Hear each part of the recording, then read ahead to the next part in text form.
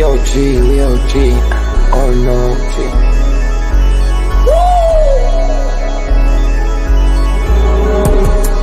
You're not bullish enough, yeah. Oh no, you're not bullish enough. You ain't got the oh no. I get stoned by the bolo. Bitcoin set to Olo, yeah. Experts on reload, yeah. You're not bullish enough, yeah. Oh no, you're not bullish enough. You ain't got the oh no. I get stoned by the bolo. Bitcoin set to Olo. Experts on reload. Mempool getting hot. Everybody wanna rock, ayy. Runes is coming, everybody on a knot, ayy. It's a nuisance, Ordinal Revolution, ayy. Ordinal Revolution. Yo, is my guy for real, bro? Got French right now. Yo, BRC 420, bro. Yo, that shit on fire, bro. Imagine if he in here. Yeah, lock it in the seal. Murder. I got balls of steel. Nookies on the field. Yeah, this shit for real. With no calls, I get so far. Got 100 phone calls that I go hard, and they gon' love me. Smoke weed, huddle back. I get shiesty. Where my Bitcoin looking lovely. All this Satoshi's nothing above me.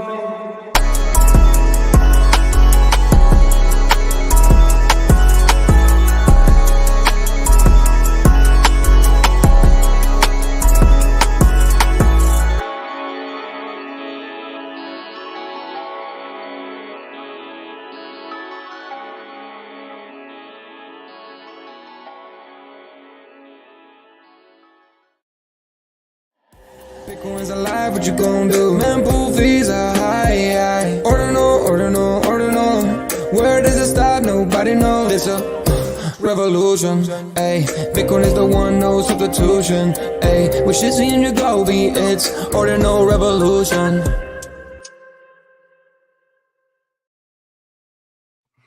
Welcome back to Ordinal Revolution. My name is Shizzy. On this channel, we cover the entire Bitcoin Ordinal ecosystem. What's up, guys? We have an amazing show for you guys today. We're live from the Ordinal Hour, and this one's going to be fun, guys, because it's Monday.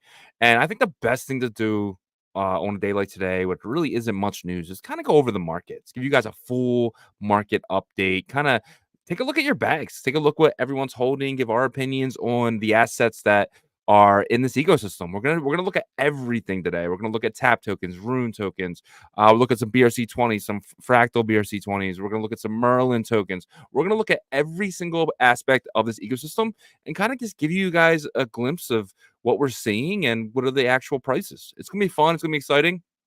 And obviously, we're going to get into, Merlin Monday. So today's Merlin Monday. So at 12 o'clock, we're going to have the Merlin guys on and get some updates from them. So we're definitely excited for that. We feel like they're building something special and got to keep your eye on it. So that's what today's show is going to be for you guys today. So without further ado, let me bring in my partner here, as always, Mr. Yagobi. What's up, buddy? What's up? All right, man. How are you feeling with this weekend? How are you feeling with Bitcoin's pricing? How are you feeling with October? Yeah, so as I said last week, don't get too discouraged. I do feel like October is going to be a strong month. It just might take a little bit of time. And, I'm not at the point to where I can commit to say, we are back, but we definitely ended Sunday night on a bullish price action, right? We started this morning with a dump and then a strong rise back up. We got back over 64,000. That's big. So we're gonna see this next couple of days if this is just kind of like rebalancing back up a little bit from dumping last week, and if it really is going to be that November 5th decision that's going to let the reins loose, I guess, on Bitcoin. I do think we're going to end October in a green month or a green price point, because it just, like I said, I don't want to go against a trend that's been so consistent with having a green September and a follow-up with a green October. 100%, I agree. So the biggest thing for me is kind of what you just said about November 5th. I mean, in the word FUD, FUD means fear, uncertainty, and doubt. And right now we have uncertainty. Until that uncertainty is met, whether that goes either way, I think either way is very bullish for the short term in crypto. I think once we get over the line of just kind of knowing what's going to happen next, I feel like a lot of people are going to start making their minds up and decisions, and they're probably going to make decisions to get bullish because the ETF's been bullish and a lot of things been bullish and stuff like that. But I think the length of the bull run is that question, and once people figure that out, they'll know how hard to go. I feel like if the one side wins, then people just go hard now, and the other side wins, it's going to be a long drawn out cycle. I feel like it's going to be long drawn out in a sense of up only for a long time, and I'm excited for that. And that's why my prediction for 700K. What's that going to do to the entire ecosystem? And if the other side wins, we could go 110K. That's kind of my prediction if we go right or left there. So I don't think there's a fork in the road right now, and we got to just see what direction we go. Yeah, no, I think that there's some validity to that.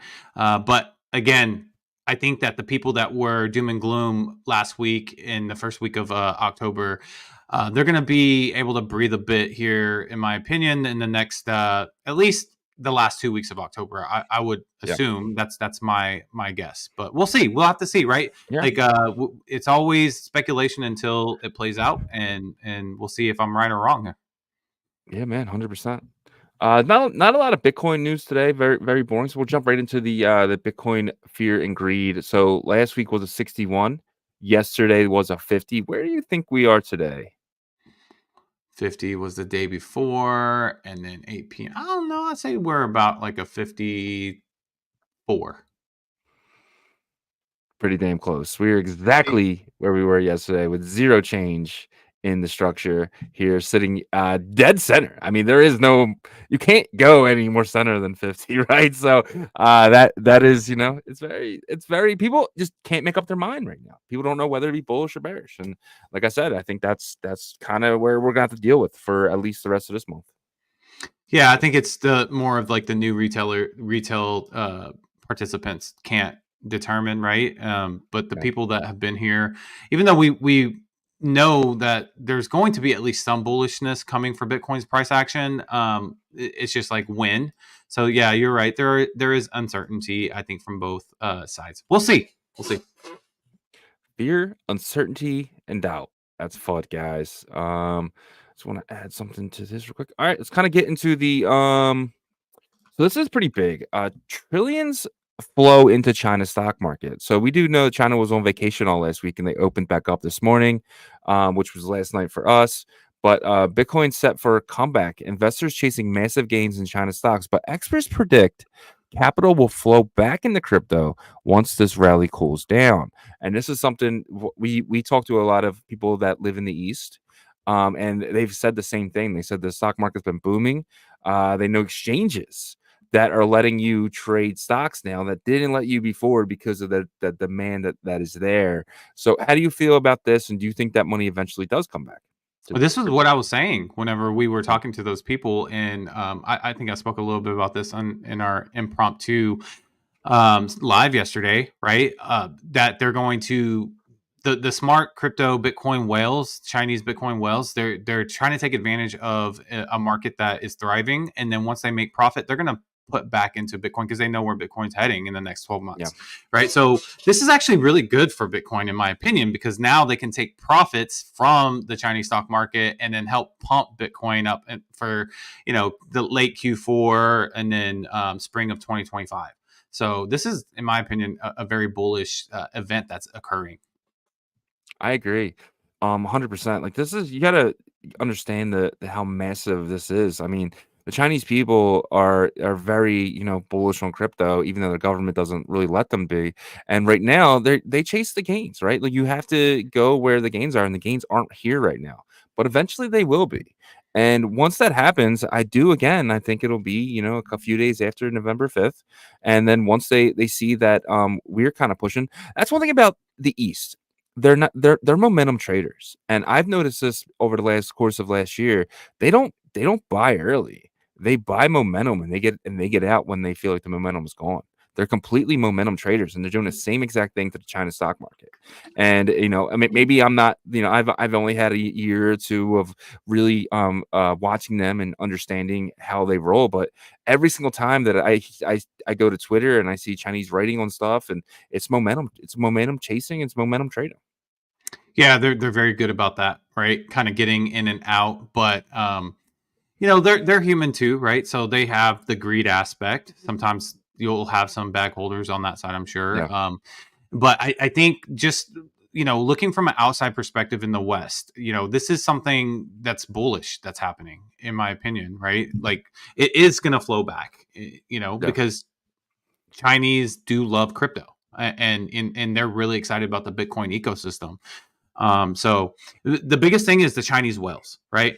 Yeah. If the Chinese whales that have a lot of Bitcoin have sold some of their Bitcoin down, that means they have a lot of conviction because they love Bitcoin and they love the stability of it.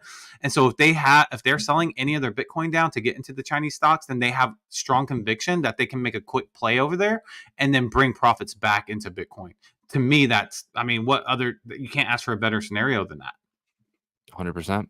I couldn't agree more.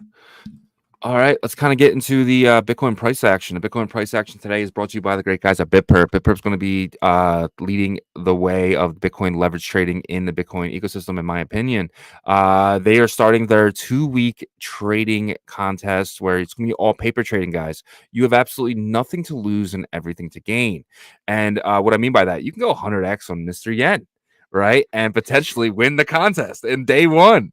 So it's gonna be fun. You have nothing, like I said, you really can't nothing to lose if you do go 100x on stuff. It could be, a really good way of teaching yourself on how to paper trade. That's what I'm gonna be using this for.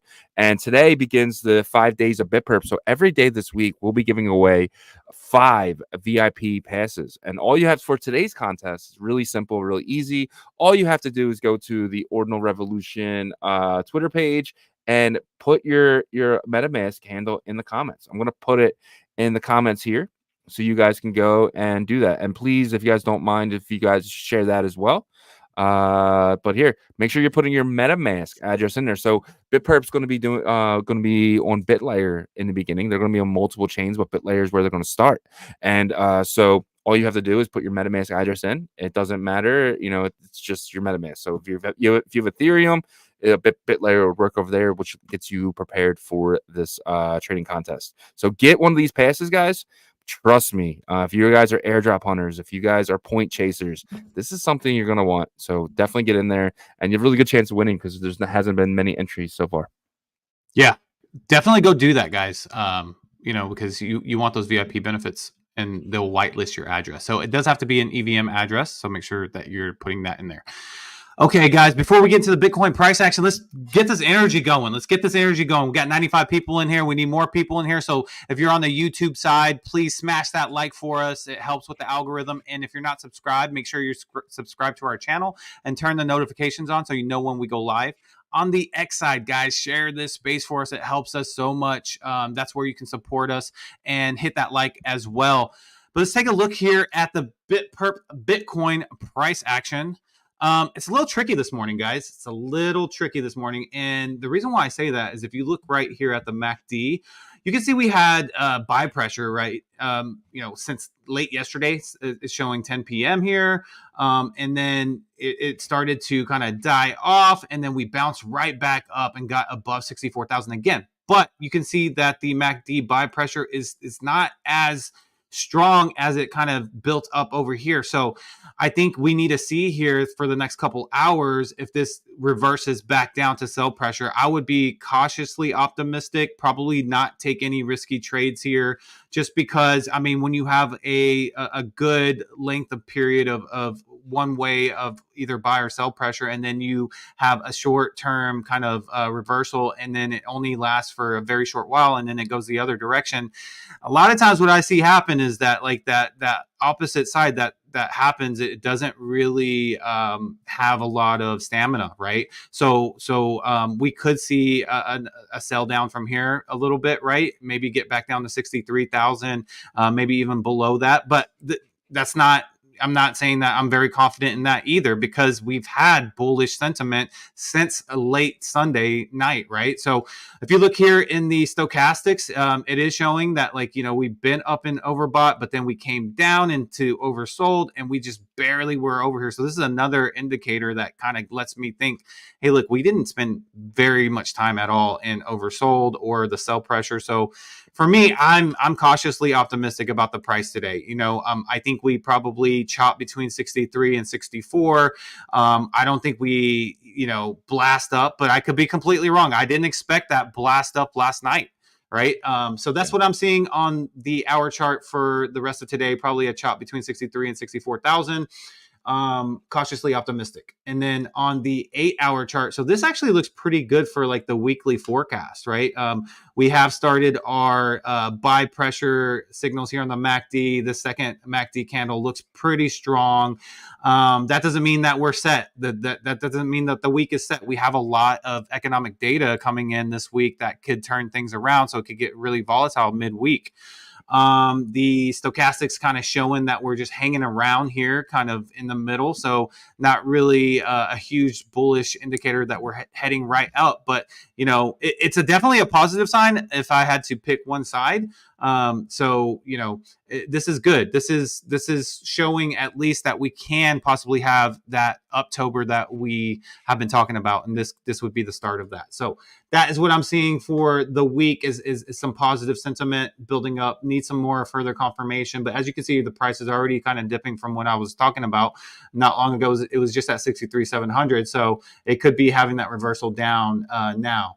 So that is what I'm seeing, guys, for the Bitcoin price action. But the good news is I do feel like we are kind of out of that like danger zone of like, selling strong below 60,000.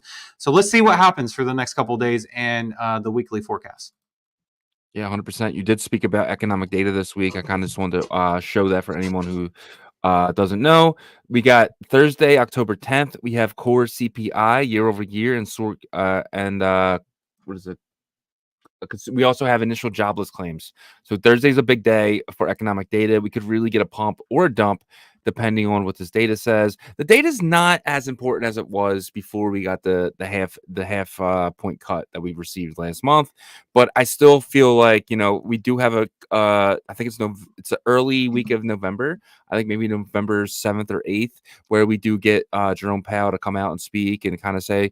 But I think we're all kind of thinking he's going to be due 0.25, no matter what the CPI number is, as long as it's pretty close. If it's anything crazy, which I don't think any of us really think it's going to be, one way or the other, but I think we're going to be in the twos for year-over-year inflation, and that is exactly where Jerome wants us to be, which is going to allow him to cut rates, which is going to allow more money to come into the markets because people are going to be taking money out of bonds because the bonds are, you're making less percentage because that's what the yield come from, and then you're able to get in risk assets like Bitcoin and stuff like that. We don't consider Bitcoin a risk asset, but the big money does. Yeah. No, you're right. I think the CPI and that kind of data now is being utilized more for market makers, right, and volatility, right? So the people that are greedy around those price points that want to take like the 50x, the 100x, that's who they want to liquidate because it is going to be volatile, and that's the only use for it now. But I agree with you; it's not going to really affect rate cuts at this point. 100%. All right, let's get into the roll call. I do see some people yelling about their comments was deleted. Guys, just so you guys know, I know you guys know, but that's not done by us. It's done by YouTube. We can only see what we see. And I didn't get a chance to come in here last night and do the graveyard. So I do apologize if your comment isn't missing, but according to YouTube, Lackey Lukey, you are number one, my friend. Hey! With your Bitcoin cat, with your Billy Cat. So shout out to you, my friend. Thank you for always being here, man. I feel like this isn't your first time as number one, and it won't be your last. So shout out to you, my friend. It's hello, boys. PJNZ in the number 2 spot. It's my guy. I always think of peanut butter and jelly when I see his name. I don't know why, but it makes me hungry. Peanut butter and jelly, New Zealand? No, I don't know what NZ would be. But shout out to Reziak. Reziak is here. It's my guy. Reziak was like, I hope Francis didn't get to sell your bags at the bottom. No, man, it's not. Francis does not indicate my bags. Danny Boy is here. Claudia is here. Mempool Punk is here. And they got ordinal chips, but no ordinal tweets. Where's your bro at? Oh man, this is bad, real bad. Oh man. Oh well. I hope your brother's all right. Rick G is here. He says, "Long live Beersy 20s, Tap, Cat 20s, BTC, OR, and Clizzy." So shout out to Let's Rick G. go. Rick G is all in, bro. All in. Shout out to you, my friend. No, that's my guy with his Nuki. Shout out to those guys, man. The Nukis, man. Yo, the Nukis are starting to make a lot of noise, bro. Yeah. They're making gains in their spaces, and they are telling people about it. 100x's, 200x's. So I got to get more in the Nuki spaces, bro, because they seem to be leading the charge right now in alpha. Yeah, tons of good OGs in there too. I know Fonzie's a part of that a little bit, has, and of course our guy Sam Sage. Yeah, Shout out to the Nookies, man. They've always made noise, but I think right now they're getting probably a little bit more recognition than they ever have. So shout out to them. 100%. Yeah, when you make noise and the noise is your whole team making money, that's gonna get heard very quickly. So Steamy J is here, Cyber Rida is here, Fixed man every single day now. Appreciate you, Fixed. Mats is here. So you're not bullish enough. What's the artist's name again? That is Sam Sage, that who creates the song. My man Benjamin is here. He said, "Sup, Shizzy and Yagobi. Perhaps we see the long-awaited God Candle this October. Let's effing go." I hope so, but I just don't see anything until the first week in November. But this is my opinion. I would be very happy to get a complete utter obliteration candle that just eliminates all the shorts, because there's a lot of money leveraged short right now. So Dude, that's the thing, is that that liquidation price point at 72,000 has been sitting there for yeah. months now, Mhm. and it made sense after a while. You're like, okay, why would they go grab that right now when they can act like, make the longs feel like they're gonna grab it and just liquidate the longs until our big leg up, right? And then finally they'll get everybody. But yeah, would you be happy at 69,000 if we ended October at 69,000? Yeah, 100%. I mean, I think that's the best case scenario for this month. Honestly, I think between 66 and 69,000, I think that's the best case. I don't think we see all time high. Yeah.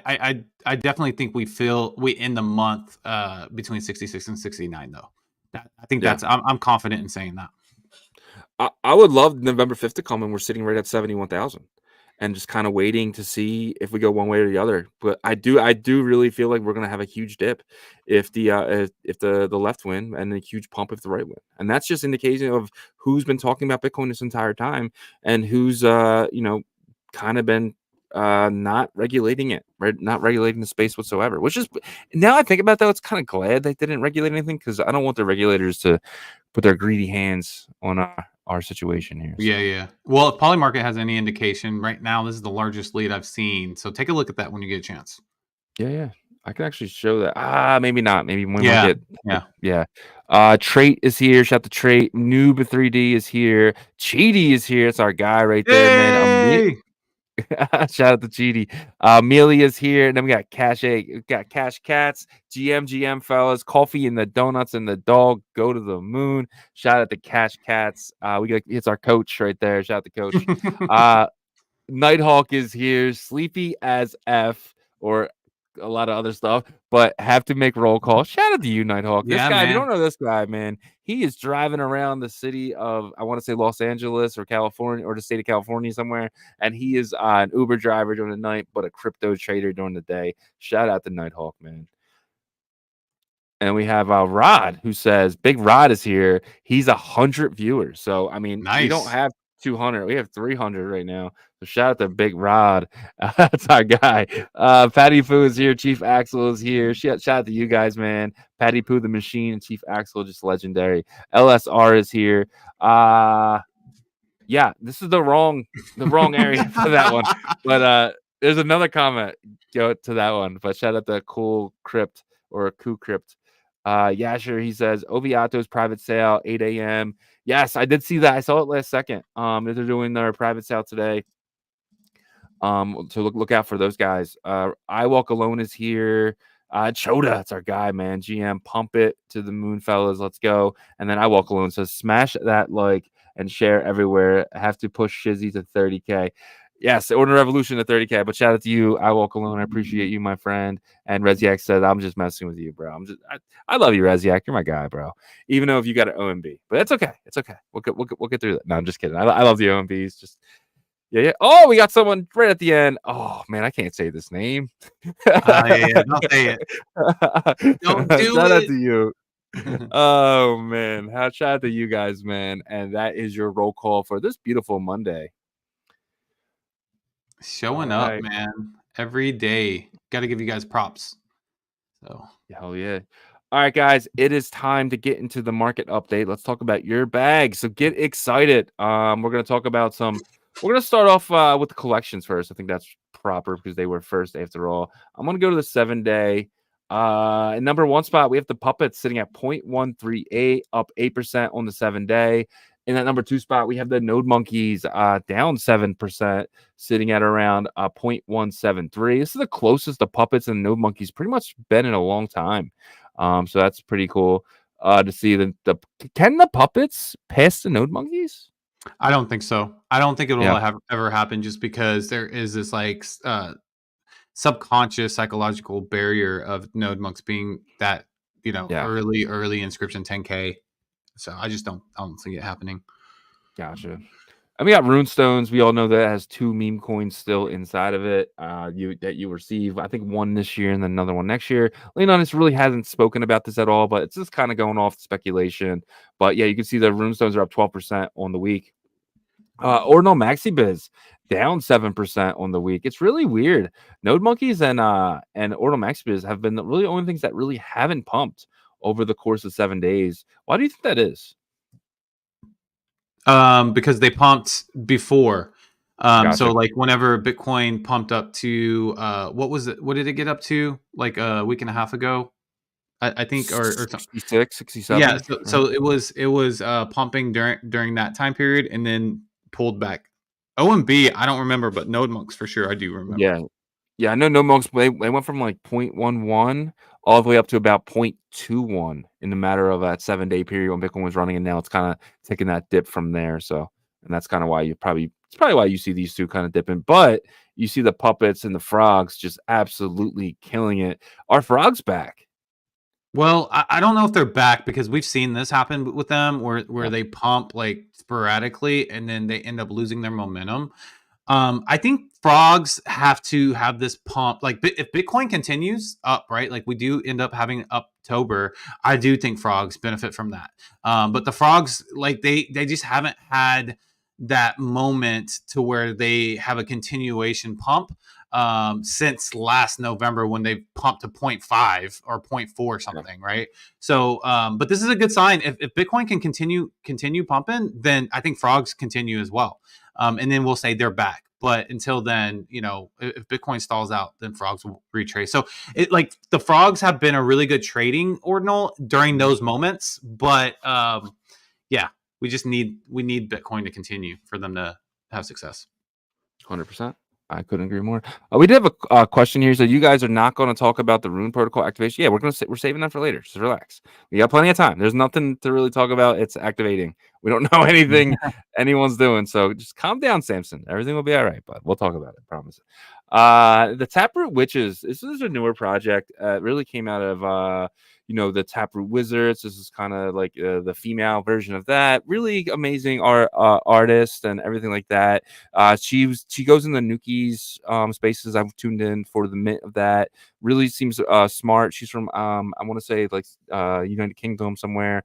So she has that accent. But yeah, I mean, I don't know. What do you think about the Taproot Witches? Man, this one's tough because like it's just really hard to have like a bunch of success with derivatives of like, and it's, I don't know. I don't want to say the wrong thing here because I don't mean it by like any like being negative or anything. It's just, I don't know. They definitely started off well, like really, really strong. We're seeing a pullback right now. So, I don't know, let's give it a little bit more time. More time. I'm just going off of like the puppets derivative, right? That was, puppets, right? The puppets, remember?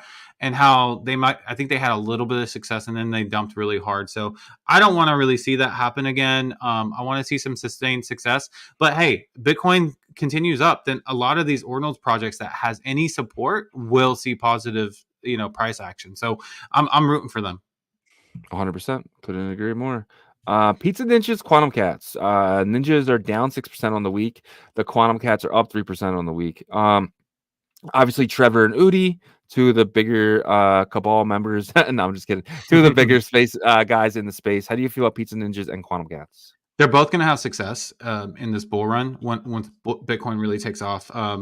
It's not a long-term play for me at all, but like short-term for the bull run, heck yeah. Like you're going to do well because of the way they've formed almost like a business around these projects.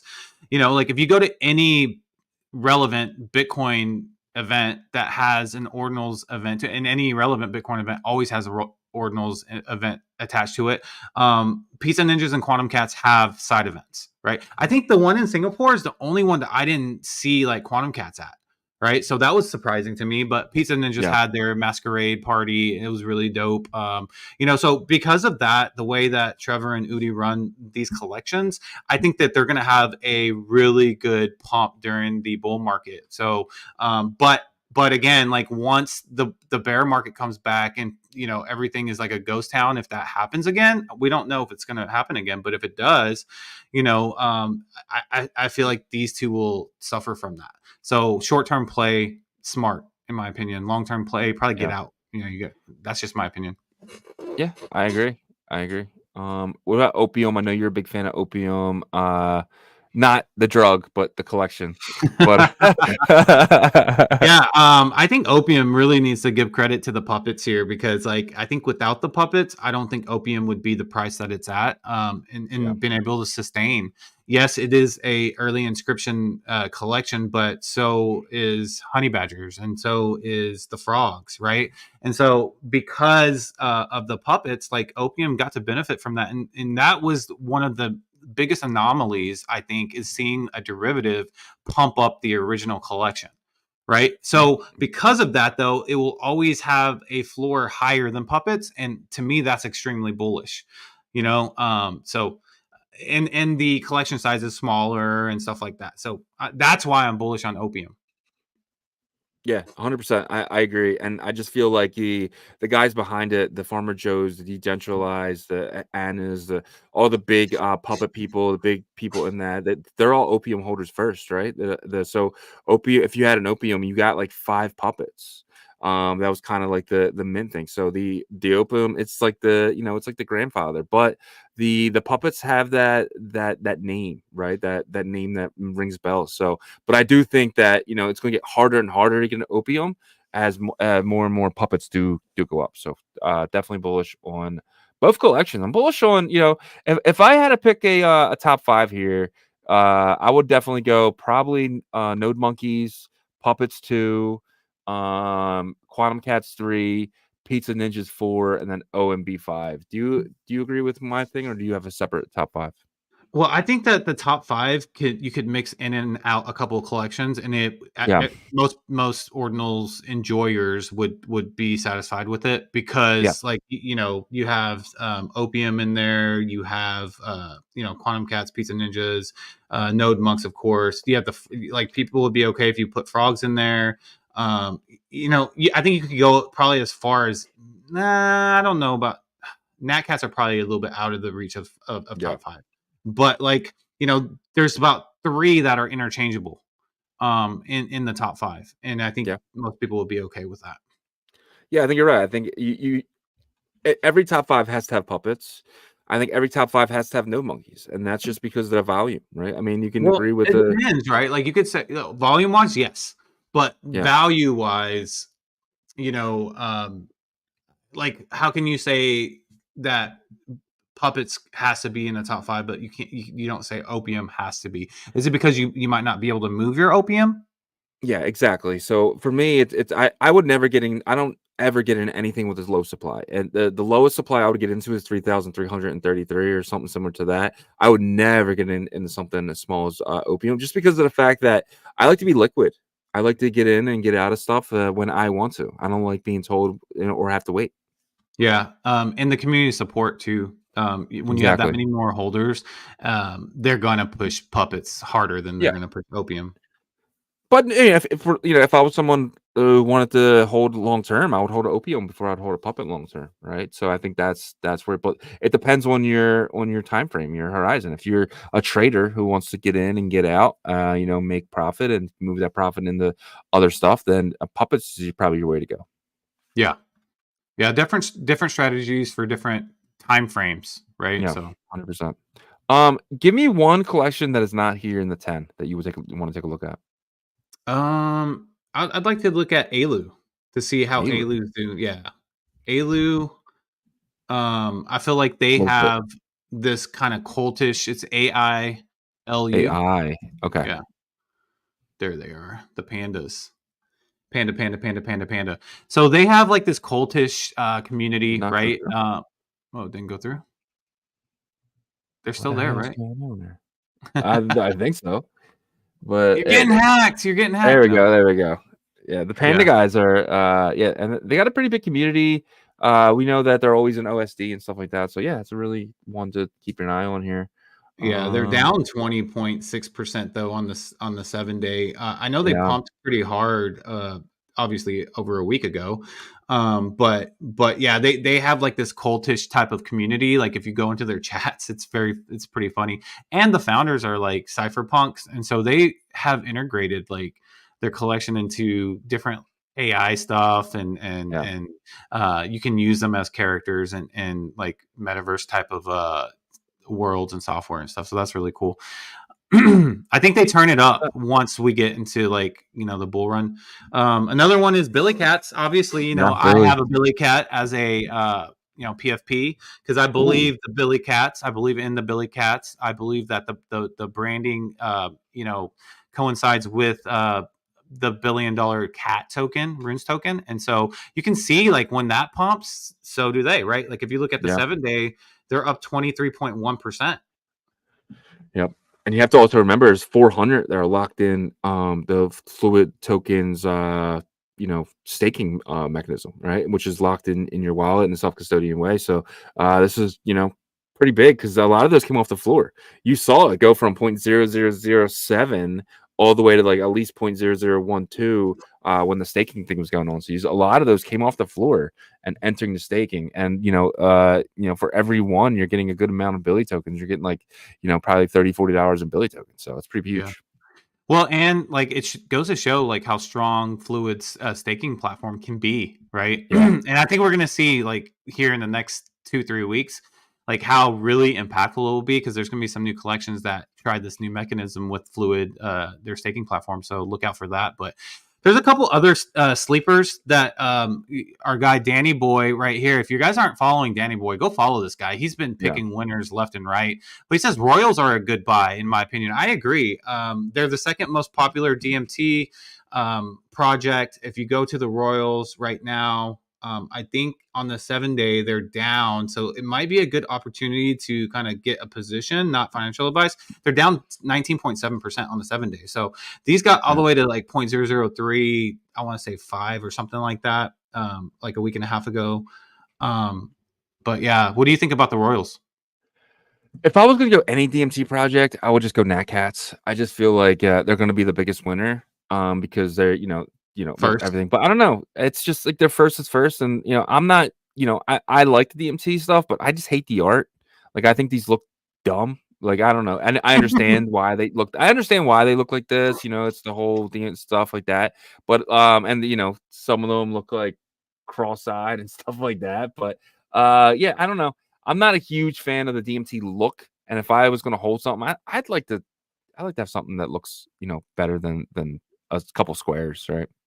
Yeah, I don't know. I think that like the DMT, the way that the original art was created, there's a kind of a special, I guess, attribute like that to me. There's something special with that and non-arbitrary data, right? Because it's like linear, art in terms of like lines and stuff like that.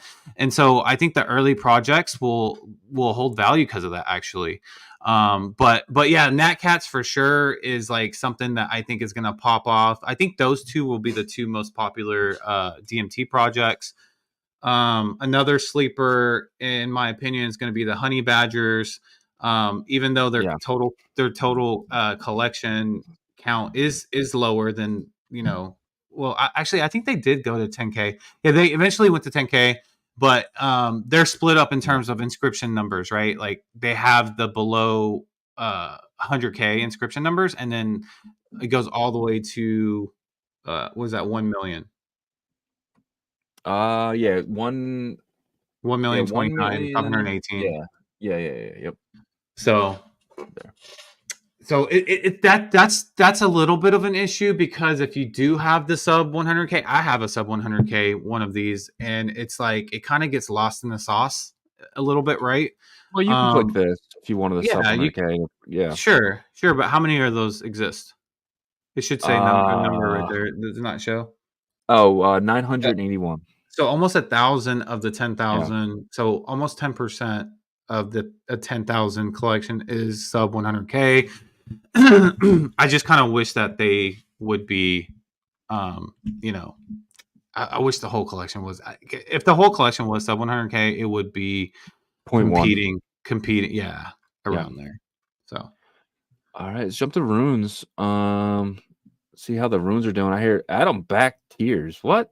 Okay. I gotta admit, and Casey said this too, the names of these projects or the meme coins are finally better than they were originally. So I'll definitely give runes that. Like they're definitely getting better. But like for me, when I'm over here, I like to stay on the 7-day and I like to do volume because that really matters here. Doggo to the Moon up 1% on the week. Pups World Peace up 122% on the week. What is driving Pups World Peace, bro? I think it's the puppets community, Farmer Joe and his this is all speculation, but like, Yeah. they have the bullets to deploy capital to get this pump going, right? And so 100%. I'm not saying it's artificially pumped. I'm just saying, well, a lot of community assets are, they kind of get together, let's get it. And then what happens is like organic retail comes in and sees, and they FOMO, right?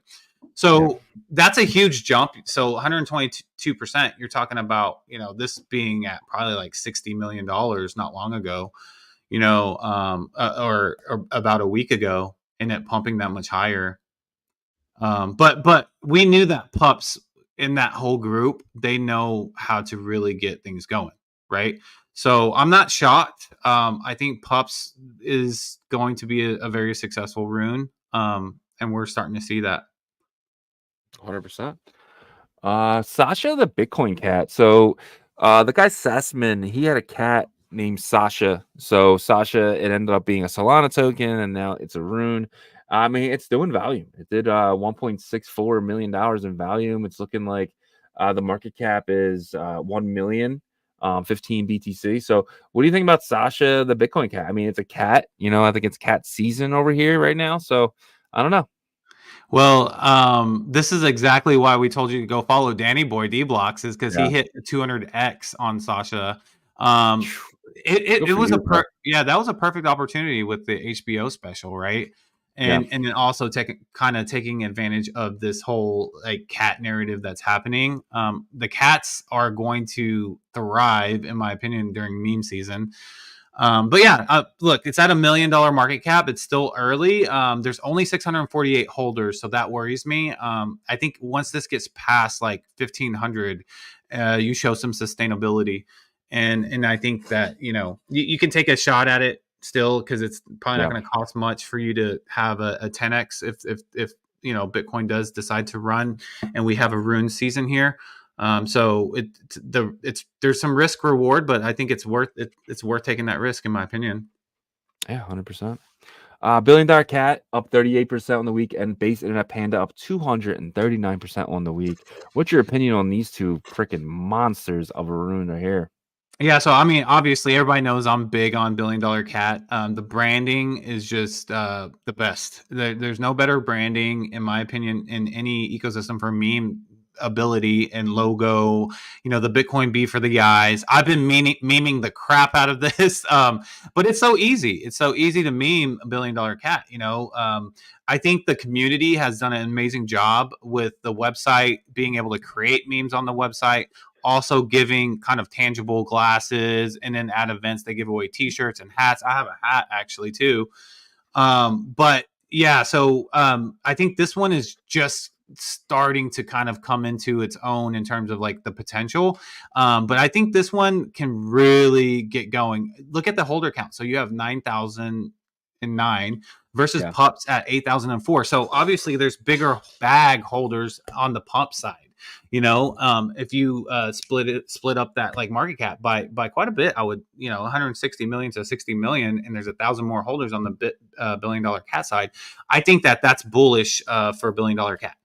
Now, so everybody knows I'm bullish on that. I think that it's going to be a top performing meme through all of meme season, but most specifically in the Bitcoin runes meme ecosystem. The next one that you brought up, Based Internet Panda. This one, to me, there were some of the right people that were posting about this early that let me know this probably has a good shot of taking off, right? And so this, like when I first started seeing posts about this, it was right under $1 million market cap. And this was about a week and a half ago, and we're at like 8.9 now. So I think this one can run. How strong can it run? I'm not sure, because there's only 1,418 holders. So, I think we get to 3,000 holders here, then we can sustain more of like a communities being built around it. That's the biggest thing, like with pump.fun, there's a bonding curve, right? To get to $60,000 market cap. And then that shows, okay, there's something here. For me, like the bonding curve that's like, I just made up is like, is the community actually existing, or is it a bunch of kind of shillers, shilling a community? We know that there's a community for Billion Dollar Cat. We know there's a community for pups. Obviously, there's a community for dog go to the moon. Is there communities for Sasha, the Bitcoin cat? Is there a community for the panda? I see a little bit of evidence that the community for Bitcoin based internet panda is starting to form, but it needs to be, more robust, in my opinion. Yeah, no, I completely agree, 100%. I think Based Internet Panda, a friend of ours, Serge, has been posting about this for months, and people like that are in these things with big money, right? So, and that's the thing too. Being 1,400 holders, I mean, that's a lot of capital. Not almost 9 million between 1,400 people. You know what I mean? So that's the only thing I'd be worried to get into this now, because I don't feel like people have started taking profit yet. And I think, eventually soon these 1,400 holders will take profit, but that's not a bad thing. That what that does is that opens it up for more holders to come in, right? Drop the price a little bit. But smart people don't buy rips, they buy dips. And I feel like if this dips a little bit, you could see this get to 2,000 holders pretty quickly. Yeah. Yeah. I mean, an example of like what I was talking about with pups and Billion Dollar Cat. So it was like 28,000 share market cap per person for pups versus $6,700 market cap per person for Billion Dollar Cat. So the distribution does matter. Now, does that mean that pups they're going to just dump on you? No, I don't think right away, because they know how to like build a market cap up. Those guys know how to do that. So I would be more worried about something that has worse distribution, like probably like Base Internet Panda right now versus something like pups, because Base Internet Panda hasn't really proven itself yet. Now it could get there. Definitely the meme ability for it and stuff like that is there. 100%. So these three big winners right here as well. We got Wada Wada Pengu up 149%. Seiko Hamster, or what's it? Sicko Hamster? Something like that. Psycho Hamster sitting at 78.5% on the week. And then Wanko Manko up 62% on the week. How do you feel about these three? And if I forced you to pick one, which one will end up being a big winner? So anyone knows, the market cap of Wada Wada Pengu is a little under 200K. Seiko Hamster about Whoa, whoa, whoa, 150K. no. I Oh, think you're wait, looking at I'm the on the wrong wrong thing thing. here. Market Yeah, cap. that's Okay, following you. sorry. Yeah, Yeah. yeah, yeah. All right, yeah, that makes more sense. I was sitting there thinking in my head. All right, so Wada Wada Pengu is at 7.9 million market cap. Seiko Hamster is at 2.9, and then Wanko Mank is at 5.2. If you're gonna pick one, which one would you pick? So I'm gonna pick Wanko, and it's because of kind of that small circle of group of people that are going. Utoshi. Yeah, well, you got Bitoshi, or sorry, Butoshi. You have obviously Casey's lore behind it. Yeah. You have some of these like ordinal OG people that have connections with the cabal, if you will, right? So I think that will probably push the hardest, in my opinion. I could be wrong. Waddle Waddle was, I think, something that like Farmer Joe didn't he like try to push that a long time ago? So that Yeah. could go, but like he's got his hands full with pups, obviously. Psycho Hamster too. Like all three of these have actually sustained pretty good, like communities, Yeah. and haven't gone to zero, I guess you could say, right? Yeah. And they've had 100%. ample opportunity to go to zero because like Runes has like come in and out like multiple times. Yeah. 100% agree there. Satoshi Nakamoto back at 82 cents. There's still one wallet that does hold 20% of the supply. So that's like the only scary part of that one, but it's up 33%. Once we get like liquidity pools and stuff for runes, I know that's further down the line, but first we're going to get the stuff. But that's kind of scares me with something like Satoshi Nakamoto. I don't feel like it's going to get a lot of liquidity because people are going to be worried about that one wallet. We still don't know who it is. I mean, people think it's Jack Lou, but we don't know 100%. But he could just come in and dump that right in that liquidity pool if you wanted to. Yeah, but isn't it? I feel like it's like so fitting though, because it's like we don't know who it is. It's kind of the same situation with like Satoshi and Bitcoin having that wallet and having the most. He has the most 20% though, and Satoshi's wallet has less than 5. So yeah, but impact matters though, right? Like I mean, impact matters. 100%. So I think like if you look at impact, it's kind of relative in my opinion, like for both sides, right? Because like impact isn't looked at as much because it's not proven as like a rune. The one thing that Satoshi Nakamoto rune token has proven is a bounce back on every time. Like this thing got back down to like 30 something cents recently. Lower. It's like 16, 17.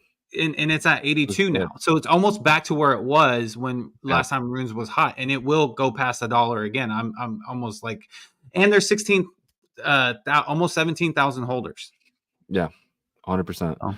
Donald Trump up 120%, Sparky Rune Dog up 96%. And why lying for?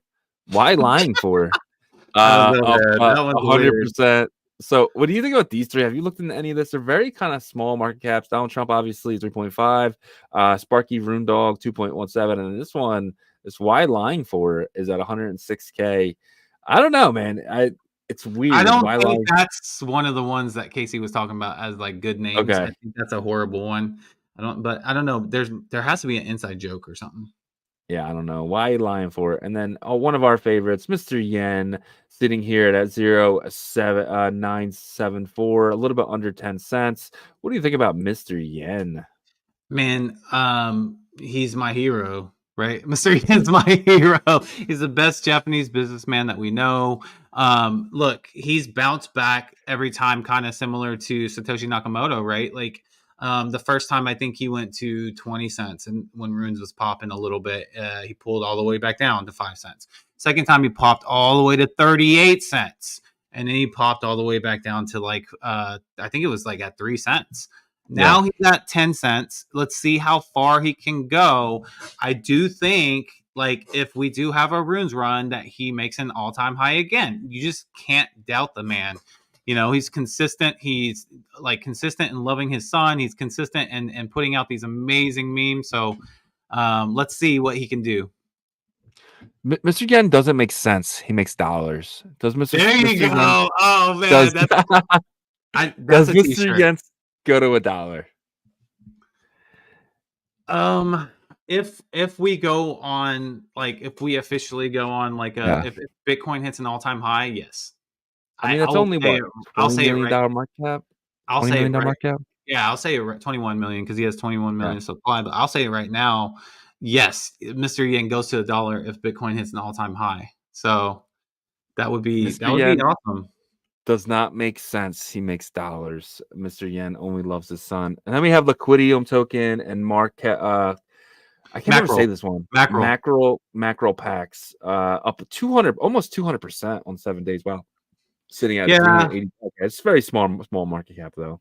yeah. I remember when that first came out. It has definitely some funny like meme Yeah. ability to it because it's like mackerel packs that like people get in jail and stuff like that in prison or whatever. And like if you go to Yeah. their site, there's some good art and like little kind of meme ability to it. But look, it's at a $382,000 market cap, so it's risky at 693 holders. But some people made some money, right? Because it jumped up 200%. So this is one of the examples I think that like you're going to be able to get into that will pump and possibly dump you out if you don't get out quick enough, Yeah. or has that small percentage of like building a community around. So the larger percentage is not successful long term, smaller percentage that it does build a community and the meme ability is strong enough and it continues on. But there's quite a few of those, and you could do well. There were some people that were commenting in here that they got into mackerels early, Yeah. did a pretty good flip on them. Pro Yep. Crypto says right here, he says macro pack shot up last week on runes, Liquidium finally swinging back. So, Yep. there's these opportunities that, are risk a little bit higher risk on the risk curve that you take shots on and get out. And that's one of them, in my opinion. Yeah, man. Well, looks like we're at almost at the hour mark. We weren't able to get anywhere near as much done as we wanted to because we just got really interested in everything. So we'll continue this tomorrow. Let's kind of get into some questions before we start Merlin Monday, if you don't mind. Yeah, it's perfect. Queued up right here. Saeed Kazim Ali says, "Do you take questions in live?" We do, Yeah. sir. We were just trying to get through that market So, update. Saeed, what we do is the first hour is normally, on normal days. First hour is normally, but just like show, and then towards the end of the show, we go through all the comments. So anytime you put a comment in there, just don't expect it to be read right away, but we eventually will get to it.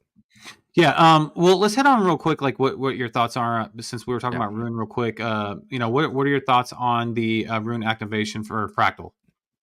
It should be happening right now, coming up now. Yeah. So, like, do you think this is a big deal for the Fractal ecosystem? What do you think? I'm not going to be minting anything just for the fact that pretty much probably the first couple hours going to be very heavily botted. I'm definitely going to be looking to get into stuff though later. So I was actually thinking about maybe coming back live tonight and just kind of just taking a look at what is going on over there. What do you think? I'm kind of like up in I don't know. I don't think the Chinese, the Fractal's very east, right? I don't think the Chinese really like runes.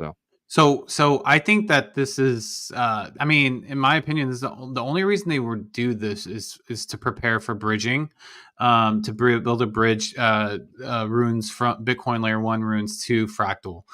There's Yeah. no other reason why to do this because I don't expect it to be a huge mint out or anything like that. You might have like some momentum for like the first runes and stuff like that, but to me, I could be completely wrong with this, but I just think Yeah. that it's to prepare infrastructure, and to me that could be a bullish thing because if Unisat cares enough to be able to add runes, then they really have an overall like bigger plan, a grand plan for BRC20s and runes, and I think that's what's weighing on people's minds more than anything is like, are they going to abandon like BRC20s because of Cat 20? And this could show that they're not, that they're actually are creating a scaling solution for runes and BRC20s. And let's see, what that ends up being. But I'm not super bullish on like Fractal runes, but the ability to scale Bitcoin layer 1 runes on Fractal, I think that could be a big deal. We'll see. Yeah, I don't think I think Unisat's done with everything that's not Cat 20s, and I think this is just a way to kind of pump the chain. And what I mean by pump the chain is just pump the transactions. I mean, you can see right now the stats for VBUT is 100. For the next 2 days, you're going to see it back at over 1,000, maybe 1,500, because there's going to be activity again, and then it's going to die off again. And I think that's going to lead right into the Cat 20, stuff that's dropping with that. So I feel like BRC 20s were just a something that pumped the chain for a few weeks, and then now they're going to try it again with runes, and I think it does. I think it works. I think it does really well. But eventually, the long term play is Cat 20s, and I think this is just kind of for them to buy time. Yeah. Yep. I agree. So hopefully that helps answer your question there, Samson. But I think that like they're gonna just be more focused on so I don't completely agree with Shizzy, because I think they're focused on infrastructure for runes and BRC 20s, but obviously Cat 20s is the highlight there. Infrastructure is just pizza swap. There's no real infrastructure. Yeah. But so they're gonna integrate runes into the pizza swap and all that stuff. So I don't know. Like obviously, there's a lot that they still need to improve. I mean, there's no Luminex, right? So there's no like Magic Eden for these runes. There's no. So for me, it's like there's no infrastructure whatsoever. So that's gonna be a lot. It's gonna be real hard to trade because Magic Eden makes runes very hard to trade. Yeah. So that's my point, is that they're trying to really set this up for infrastructure for bridging eventually. Well, let's get into the next question here, because we are coming upon the hour, which we're going to have Merlin Mondays here very, very soon. Saeed says, will NatCat's floor price reach 1 Bitcoin in the peak of the bull run? What do you think? No chance. Yeah, for me, I think a successful price point for NatCats in the peak bull would be like 0.3, 0.25, 0.3, something like that. Which at that point, I mean, imagine Bitcoin being, let's say Bitcoin's, let's say everything goes our way in terms of like geopolitical and all that stuff. Bitcoin's at like, I don't know, 400K. Okay. Yeah. And then you're doing, NatCats gets to 0.25. You're talking about $100,000 ordinal or DMT art project there. So that's a big success. I do not think it's going to get to 1 Bitcoin though. We could be wrong, but that's what I think. To your point there, everything's going to go down against Bitcoin. I think go up against the dollar and down. So, I mean, just the puppets, when Bitcoin gets to like 300K, 400K, do I think the puppets are going to be, at 0.1? I don't know. That's going to be like 70K, right? So I think you have to, if where you think Bitcoin's going to go, you have to judge it on that. I think they all go up against the dollar. I just think few go up against Bitcoin. Yep. Okay. So the last question, we are 2 more questions here. Crypto Work says, what do you think about Ordzar airdrop?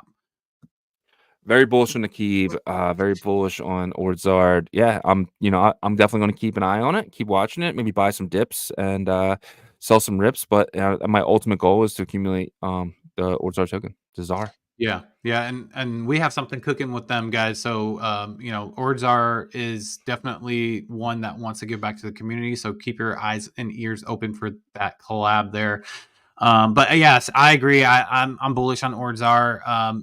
The token, I know that they're doing this airdrop, which in my opinion is really brilliant, because they're adding holders right to their total count. So let's see how it plays out. From day one to where it is now, I mean, Nakib and his team has done wonders in terms of like the growth of that platform. So I guess hopefully that answers your question there. And the last one, ICU says, quick question about FB. With the recent price drop, is it now still worth to mine it? Yeah, because you're mining it at between $4 and $6, and it is at $8. So yeah, 100%. It's still very much worth mining, depending on your electricity cost, right? So if you're somebody who pays a lot for electricity, maybe not. But if you're someone who doesn't pay, a lot, then maybe. I don't know. It really depends on how much you're paying for electricity. Yeah.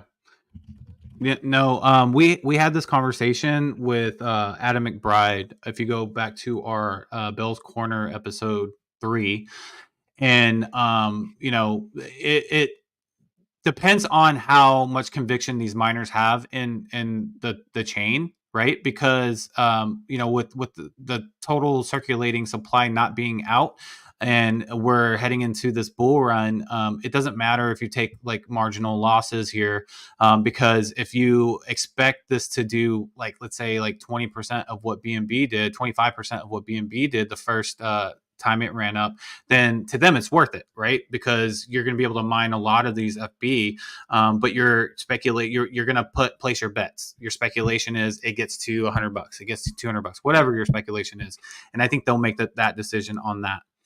But yep, I think that's going to do that's going to be everything with the questions there. And we can go ahead and start the Merlin Monday segment. We do have Jeff from Merlin Chain down waiting. Let's go ahead and bring him up to the stage here. Hey, Jeff, how are you doing, sir? Yo, what's up? Just finished a podcast about like 10 minutes ago.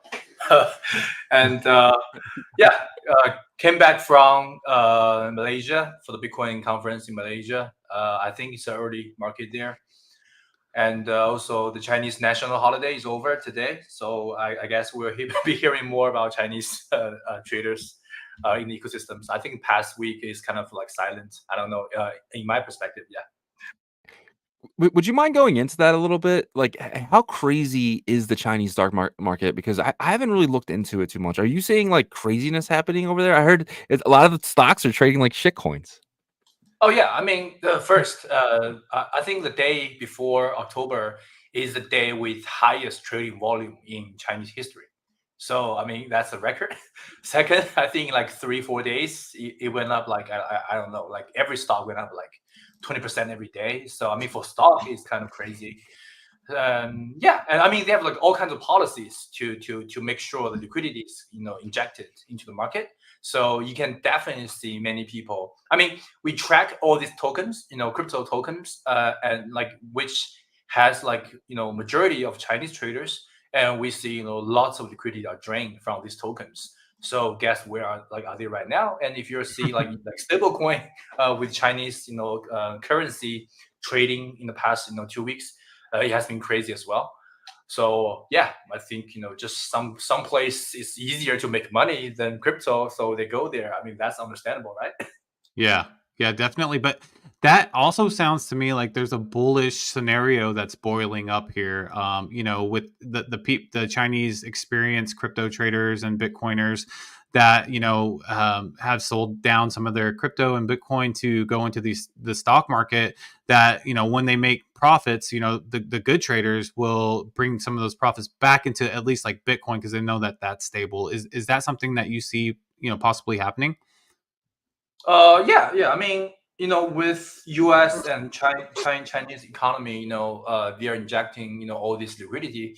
Eventually, it will benefit, everyone or every, asset eventually. But it's not going to happen, in like a week or two because it's like moving from one casino to another casino. Like that happened, in past 10 years. So people buy stocks and then people buy crypto. You can find out, these are the same people, who are circulating, like their liquidity, and also who are speculating, all these assets. So I think in the next, half year or a year, I think it's going to be very, very good for the whole traders market. I mean, it's not going to be good for those people who save their money in the bank, but it's going to be great for us, who love to trade. Yeah, that's my thoughts precisely. Okay, so I know you've been extremely busy with Bitcoin Malaysia, that followed up with the token 2049 after or before that, and then so what's next for you, and then also if you could give some updates for the community on Merlin Chain because I know there's a lot of stuff happening, strategizing and stuff. Yeah, I think for Merlin, we are always determined to have two directions before, right? One is BTC-5, and one is for Bitcoin native assets. So first, when BTC-5 happens this year, in 2 days, I think Babylon will have their stage 2, and I think that this time they will definitely have over a $1 billion value Bitcoin, for stage 2. And I mean, that's good for everyone, even though you're not participating, because more Bitcoin locked is going to be good for Bitcoin. It's going to be good for Bitcoin whole narrative, no matter it's lending or DEX or DeFi, whatever. And also, that will bring more attention to the Bitcoin ecosystem because for real outsiders right now, I mean, if they're doing like Solana or Ethereum, they really don't care about Bitcoin. So I think that's for BTC-5. We have done a lot of things there. Basically, every major partner, they're playing a huge role in the BTC-5. We have about $2-3 billion value Bitcoin coming from Merlin to Babylon to all these staking, restaking solutions. So yeah, but that part is kind of boring. So second part is about the Bitcoin native assets. So yeah, I think in October definitely. I think we talked about BTC Fund before. They reached out to us. They're going to have this kind of pump fund kind of experience, but very different. So I think they're going to post their major functions this week. So if you guys pay attention to Twitter, go to btc.fund Twitter account. They'll be posting some one pagers, some functions there. They talked to us today. I think they're trying to build something big. They're going to have a huge charity campaign. In the coming days as well. Airdrop. I don't want to disclose too many information for from other builders, but yeah, they're going to airdrop real money. So not their shitcoin or whatever. They're going to airdrop real money to users, and also they're going to help lots of charity work and animals around the world. So I think just pay attention to them. I think it's going to be very cool.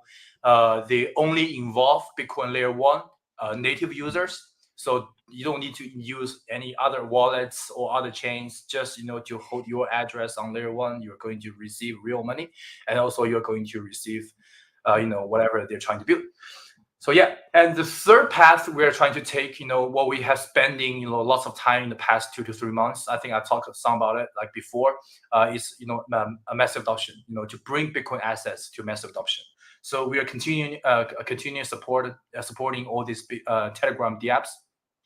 Like Surf, I think Surf is going all in for Telegram as well, even though they probably haven't said anything here. But I'm happy to disclose all this stuff for them. I think Unicross is going to Telegram as well. So yeah, just like Wow. they're still using their old product. They're still embracing their old community, but they're trying to bring more users. Because right now, if we were stick with all this Bitcoin Layer 1 users right now, the growth is just not there. To be honest, we have to face the fact, right? The growth is just not there. So we have to get more users to understand what's going to happen in the Bitcoin ecosystems. So I think that three directions are three major things Merlin is going to do in the future: BTC5, Bitcoin native assets, and massive adoption. Yeah. Wow. That's huge updates. So it seems like Merlin's really taking this Telegram stuff really by the horns here. And like, how does that work? Are you guys just like doing the back end for that? Like, how would someone work with Telegram for someone who doesn't know? Yeah, so it depends on what kind of dApps you're trying to use. So first, if you have a Unisat or Express wallet, it's actually seamless for you to join Telegram. Why? Because there are some Telegram wallets like UX, UI, and Tomo. We have invested in many of them. You can copy paste your private key, to their wallet. And don't worry, they're not going to steal your money, because they're very, very famous builders invested by Binance Labs, by Polychain, by Pantera, by all these guys. So just like you can use your Exverse or Unisat wallet, private keys, whatever. Go there and create a wallet there, connect it to your Telegram account, and then you're going to have a multi-chain wallet like OKX, but this time it's in Telegram. And you can do whatever dApps you're trying to do. With trading, if you're trading with spot, of course you're connected to Bitcoin Layer 1 and Merlin chain. If you're trading perps, probably you're not connected to any chain. If you're doing play to earn, GameFi, social trading, whatever, it depends. But what we are supporting is because if you are a builder, you are building in one track, with So for example, you're Surf, you're building perp, or you're Unicross, you're building spots and bridging for Ruins and BS20. It's going to be very hard for you to compete with others on day one, right? Because every other builder are great as well. So what we're supporting is we are giving liquidity, we are bringing users, we are bringing marketing campaigns to those builders, so they can go to market easier. They can have a much smoother launch on day one. And also when they have users, of course they're going to prioritize, they're going to make Bitcoin assets their priorities. Make sure people to go there to try Bitcoin assets first, to understand what is going on here. So I think it's not gonna be down in a month or a quarter, but I definitely see massive adoption is a key narrative for this bull run. Makes a lot of sense, right? I know we've had some conversations about this, and it's really just making the user feel like crypto integration is seamless, right? And that's the whole objective here. But I guess could you give me like a scenario? You said Surf is a project that's going to be diving into this, right, to make the front end more easy for these Telegram users. Like, you don't have to go into detail about like what their secret sauce is, but how can someone utilize it? Will they just be able to utilize the perps trading from their app? Yeah, so the thing is, right now, if you go to Telegram, first you are facing users that are Web 2 or Web 2.5, right? Or some Web 3 users. So you have to make sure these users, they deposit, not a lot of money. So it's like $10, $20 to start with. And of course, like Robit, I don't know if you guys tried Robit before. They're doing like 1,000 times perp trading for 4 years. They have like billions of trading volume every day. They are the biggest one out there. Billions? So, yeah. Robit, yeah, Wow. billions of trading volume. It's crazy. Wow. So these users, they can get access to thousands of meme coins across different chains. So you don't have to be listed on Binance. You don't have to be listed on OKX. It can be Solana, it can be Merlin, it can be Bitcoin, it can be all kinds of assets, and everyone can do this kind of small amounts, but high leverage kind of perp trading. And also the experience will be like very, very like entertaining and also exciting, like TikTok. So you go there, you find a token, and you just like do long or short. 5 seconds later, 10 seconds later, you make some money or you lose some money, and then you swipe. You go to next token. So the whole experience, you don't feel like it's trading, right? If you go to Binance right now, if you go to Coinbase right now, you feel like you're trading, and those interface actually make me scared. Like, I don't want to go to Binance perp trading every day. It scares me. But if you give me a Tinder-like or a TikTok-like, kind of interface, I do $1, $5 every second. If I go to go on a bus or subway, I can do some perp trading. If I go to like bathroom, I can do some perp trading. So it's gonna be very, very entertaining and smooth. And of course, that is perfect for everyday user, because like you guys don't go to central exchange to do perp trading every day, right? It's just too complicated. And of course, you are like playing the game with best players in the world, which means you are highly possibly going to lose. So Telegram is a total different thing. That's how TikTok actually can get more users than Facebook, because the users are getting more degen and impatient. Yeah, it makes complete sense now that I think about that, right? Like, if a non-crypto user, you try to get them to go to Binance or OKX to trade, they're gonna see first they have to take all these steps, right, to deposit, and then KYC, all this crazy stuff. And then they see all these graphs and order books and all what I mean, and they're just like, I don't know, but like if it's simplified and literally you can just like be like, oh, I like this picture better than that picture, I'm gonna pick this one and go up. Then like and so it could even be like minimal risk too, what I'm saying, to where it's more like a game. Yeah, and also because it's on Telegram. So for example, you see dog, right? You press long, so for $1, you will be automatically joining the long dog Telegram group. So you're going to have a conversation with all of them, thousands of people there, without like you don't have to click anything. You don't have to find your community. You just go there spontaneously. If you click short, you will go to a community that people are shorting dog token. So that's why if you are doing long or short for like 50 times a day or 20 times a day, you will be joining all kinds of communities and talking to them. And because you are talking to them, so it gives you more like intention to trade more. So this is something that never happened before, because right now, if you're trading one token, you have to go on Twitter to find your buddy, right? You have to like just say, who is holding this token? Like, add me to the Telegram group or like a Discord group. It's gonna be very hard for everyone to do so. But that changed everything. Yeah. I don't know. I'm super bullish that Merlin's focusing on Telegram, because at the end of the day, it is mass adoption for users, and so so I'm excited to see. I'm excited to test, and I'm excited to see. So is this something that you think users will be able to use, like maybe in the spring of 2025? Is your estimate, speculation? In a month. A month. Yeah, and for testnet. So you will be having, I don't know, 10 Bitcoin there, test token to do this, try this. I promise you, it's gonna be much more fun. You'll be so much different.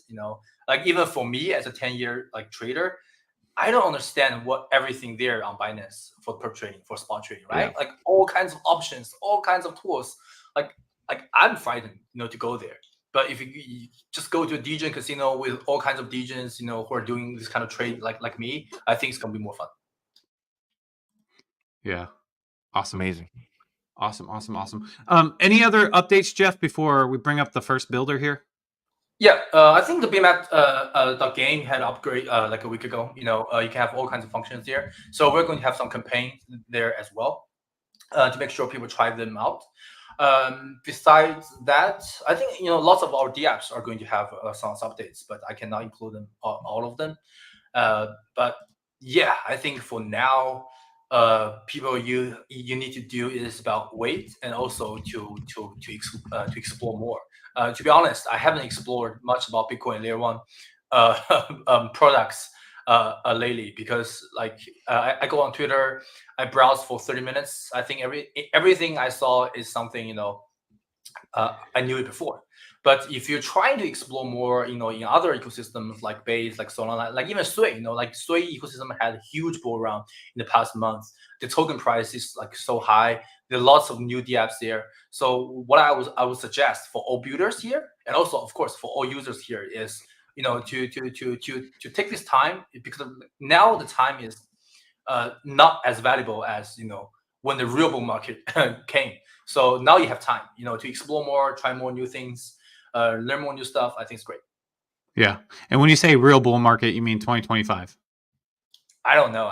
Real bull market means Bitcoin hits 150K. I would say, yeah. Gotcha. Awesome. Well, we appreciate those updates, Jeff. As always, every week you always update the community, and we really appreciate that. We're gonna bring Fonzie up on the stage now to give an update on Ordinal Hive. Cool. I'm sorry. I really need to go right now. I'm sorry to bail on this 2 weeks in a row. No worries. Yeah, but next week I promise I will clear my calendar and stay here for 2 hours. Sorry, guys. 2 hours. right. All right, let's go. All right, Jeff. We'll talk to you later. See you, buddy. Thank you. Hey, Yo, what's up, guys? GM. Got it, man. Yo, we got Shizzy, we got Keanu Reeves joining us today. Special guest. What's going on? Are you about to travel to Amsterdam, or are you actually there? Yeah, so my flight leaves tomorrow, and I should arrive there by tomorrow as well. So it leaves very early tomorrow morning, and then it's gonna be like a, I don't know, like the 16-hour flight. I gotta check how long it's gonna be, but it's a pretty long flight. So yeah, I'll be there in Amsterdam, and also like now that we're here on that topic itself, we'll be hosting an event in Mixer with founders and VCs in the space itself. So a great opportunity for founders, if you're a VC, to like find amazing projects in the ecosystem. Great opportunity for that itself. So it's a Mixer in Amsterdam, and feel free to check it out. Everyone's welcome to join to kind of participate in that. It'll be a fun event with lots of great vibes, great OGs in the space. I wish we had Shizzy Yagobi there, but you guys, I guess you guys won't be attending that one. I'm sad about that, but it's okay. We'll get you guys on the next one. But yeah, feel free to, we definitely need to like run it back again, like in Nashville. So yeah, if you guys are free, anyone out there who's listening, feel free to check out the pinned post on the Ordinal Hive account, and yeah, sign up. It's totally free to join, and it'll be a great night for everyone. Yeah, 100%. If you're a builder, definitely recommend joining that because it's gonna be a good networking opportunity. Superfan says he's off to Amsterdam in a few. He's gonna look for you, Fonzie. Nice. So Nice. Please do. Yeah, attend that Mixer, Superfan. If you need information, hit us up. We'll get you the information. But yeah, so you guys had a big event. You had the Layer 1 marketplace aggregator launching. How has that been going? I've experienced it. I love the analytics, the being able to see the metrics of the sales and volume and stuff like that. But how has the reception been for you guys? Oh my god, it's been amazing. It's been very, very positive. Definitely overwhelming. Thankful for everyone who's shown support so far. So many feedback as well, and that's really good. So overall, it's been just a blessing, right? And there's so many more updates that we're gonna have, including this week, shipping out the trade, shipping out transaction settlement as well. Charting is gonna get much more better, much more improved, and then we're working towards the second phase, which is more of the mempool aggregation stuff and offering snipe protection in a way hasn't been seen in the ecosystem just yet. So if you find a specific asset that's priced below floor price, you can snipe that you can sign protect that. There's different ways of doing it. So yeah, it's gonna be very, very exciting. But like overall, it's been amazing. It's been super, super like kind of fun just doing this entire process. And there's so much more that we're building. So yeah, definitely stay tuned and let us know your thoughts, suggestions, feedback, any feedback you guys have. We are again open ears. We love to like incorporate that, and it's just only get much more robust and much more stronger. Yeah, man, that sounds awesome. Your devs are just killing it right now, bro. I mean, Yeah. the updates are just coming in, very quickly. Do you have them chained to their computers, or do you just? No, I'm just playing. It's funny because like, yeah, my devs like I work hard, but I feel like my devs work harder than I do. Like they're just on it 24/7.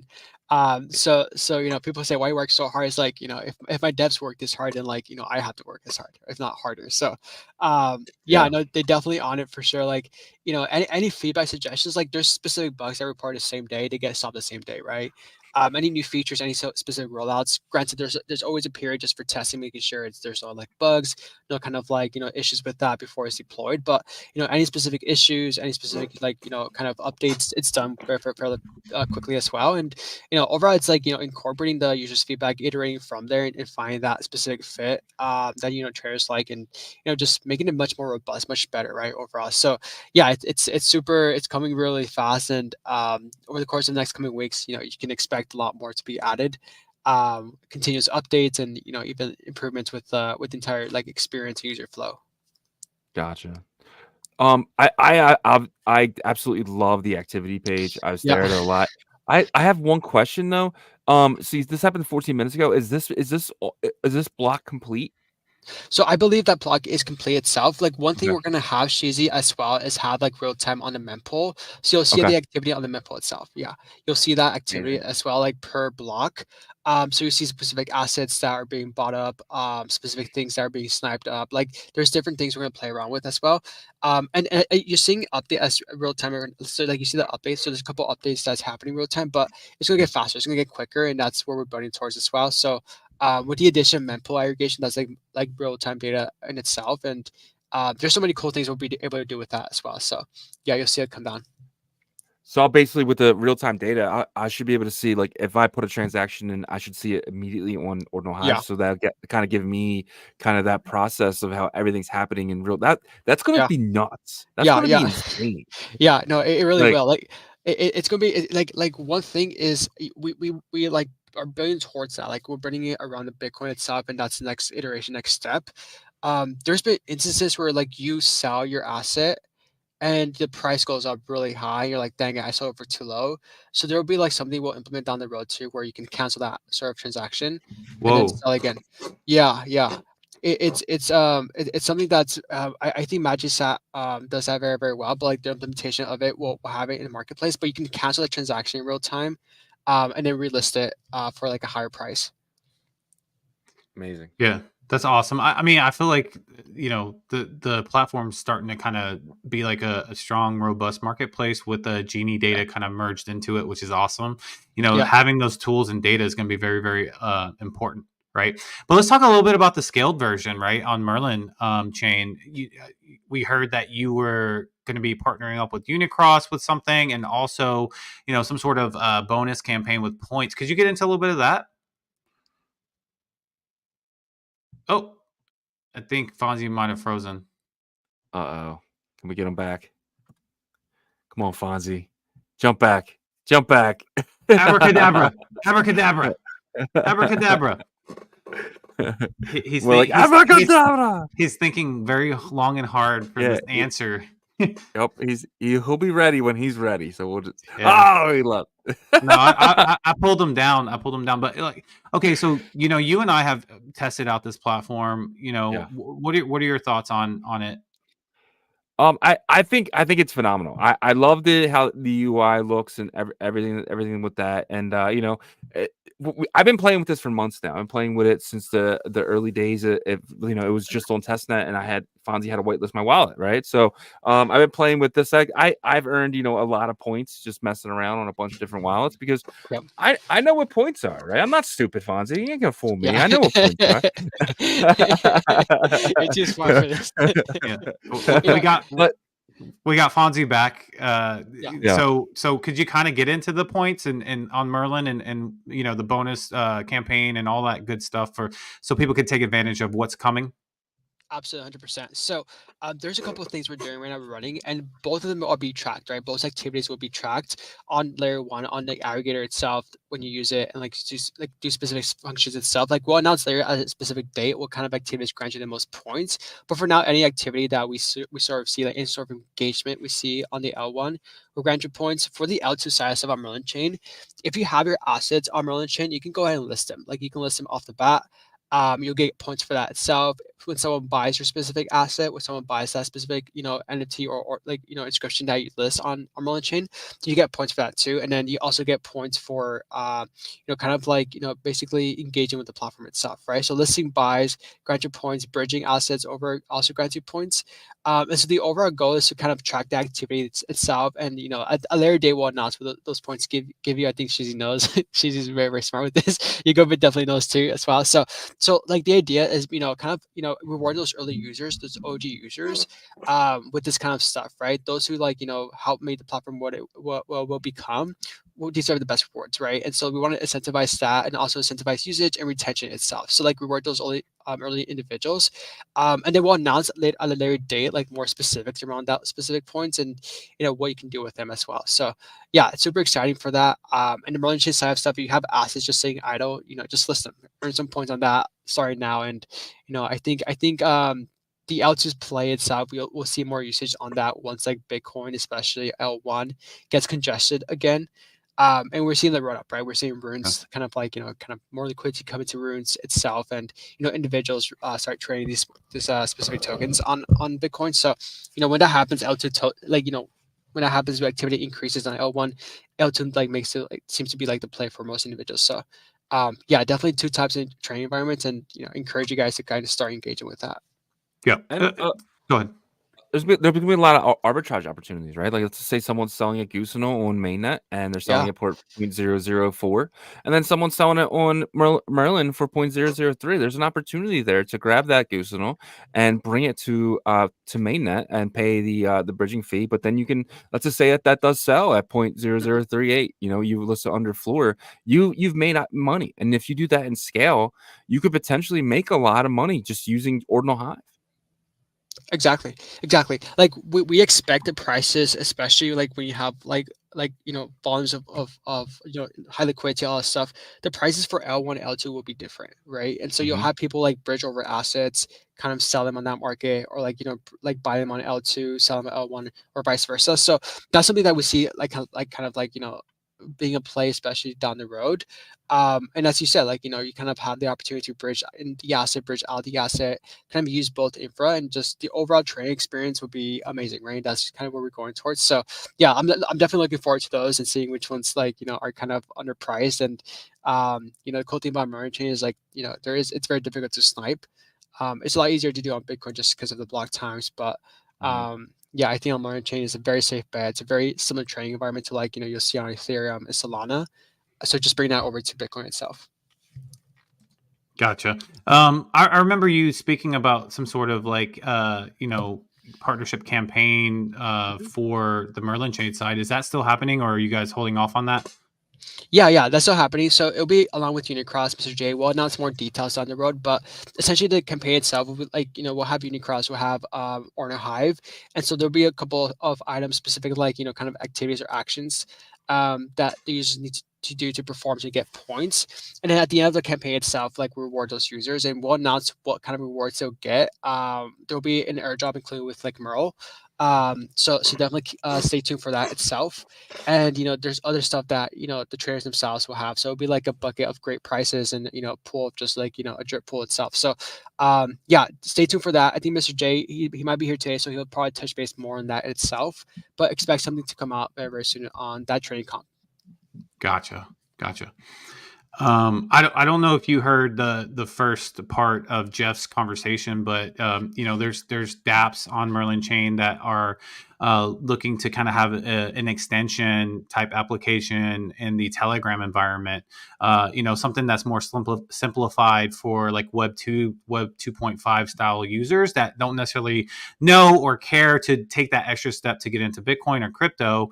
Is that something that you guys would take a look at and possibly scale to, if it was like simple for people to look at pictures and be like, oh, I want that one or something like that?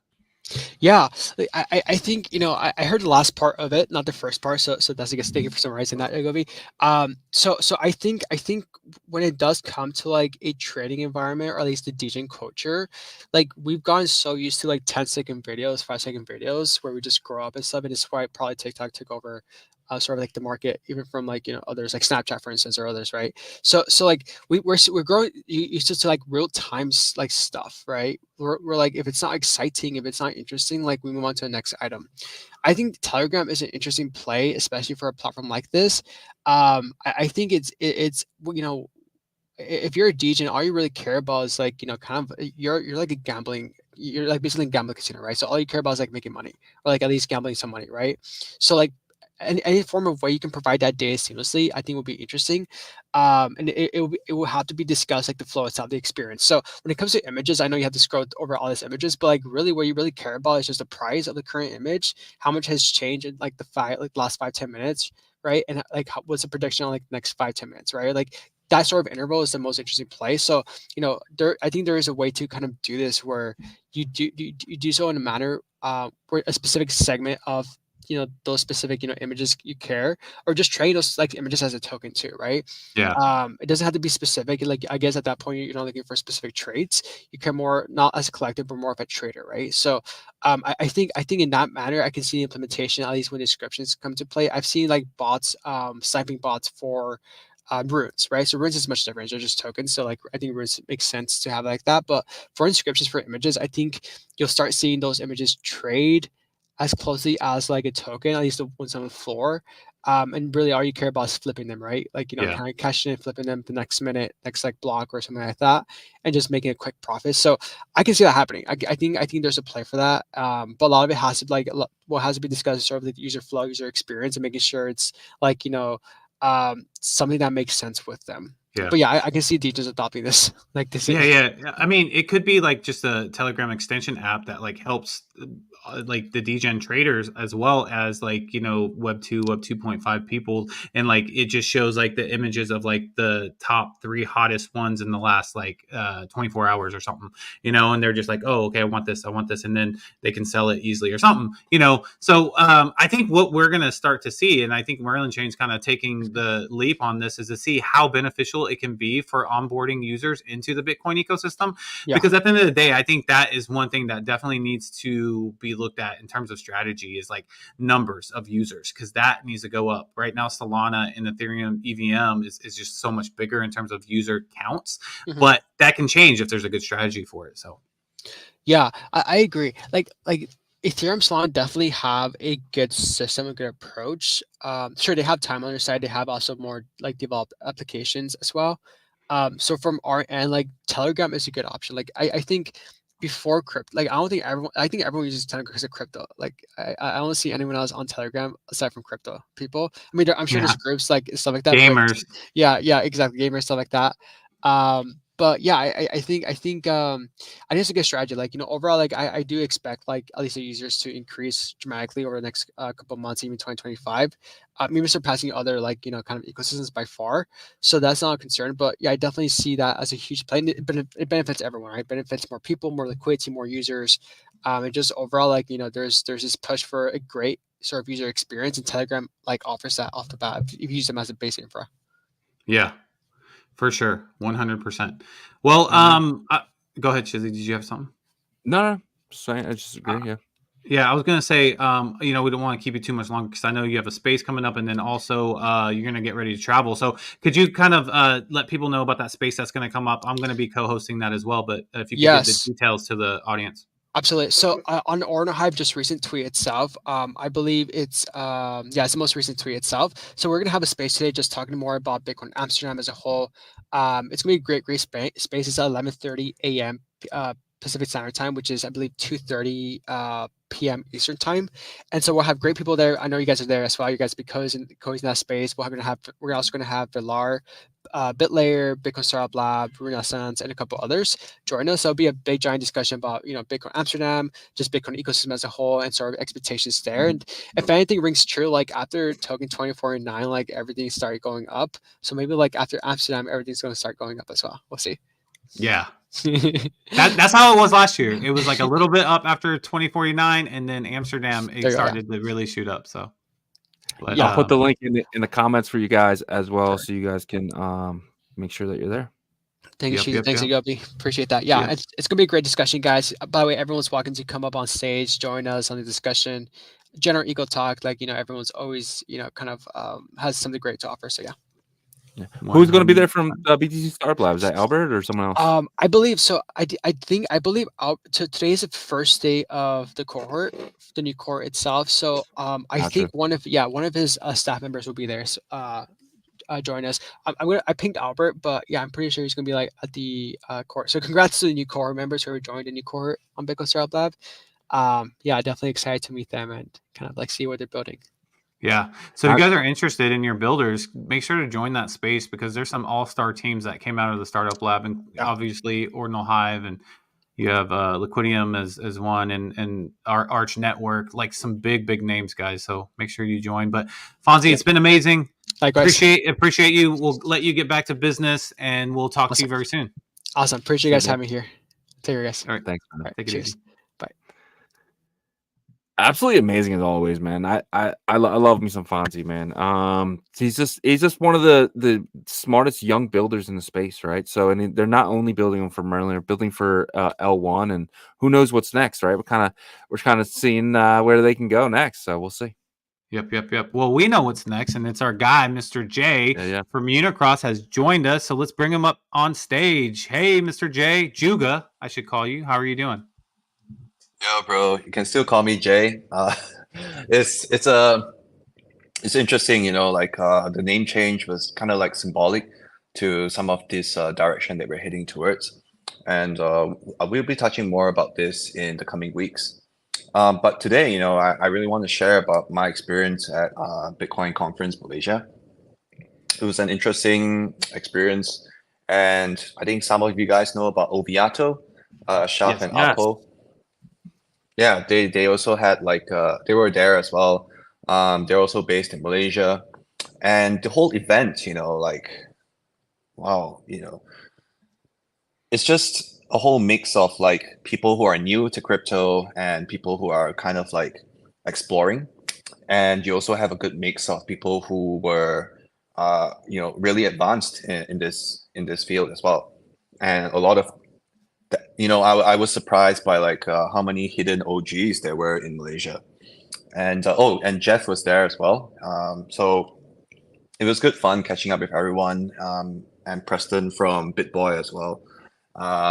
And I just want to say they had two stages, right?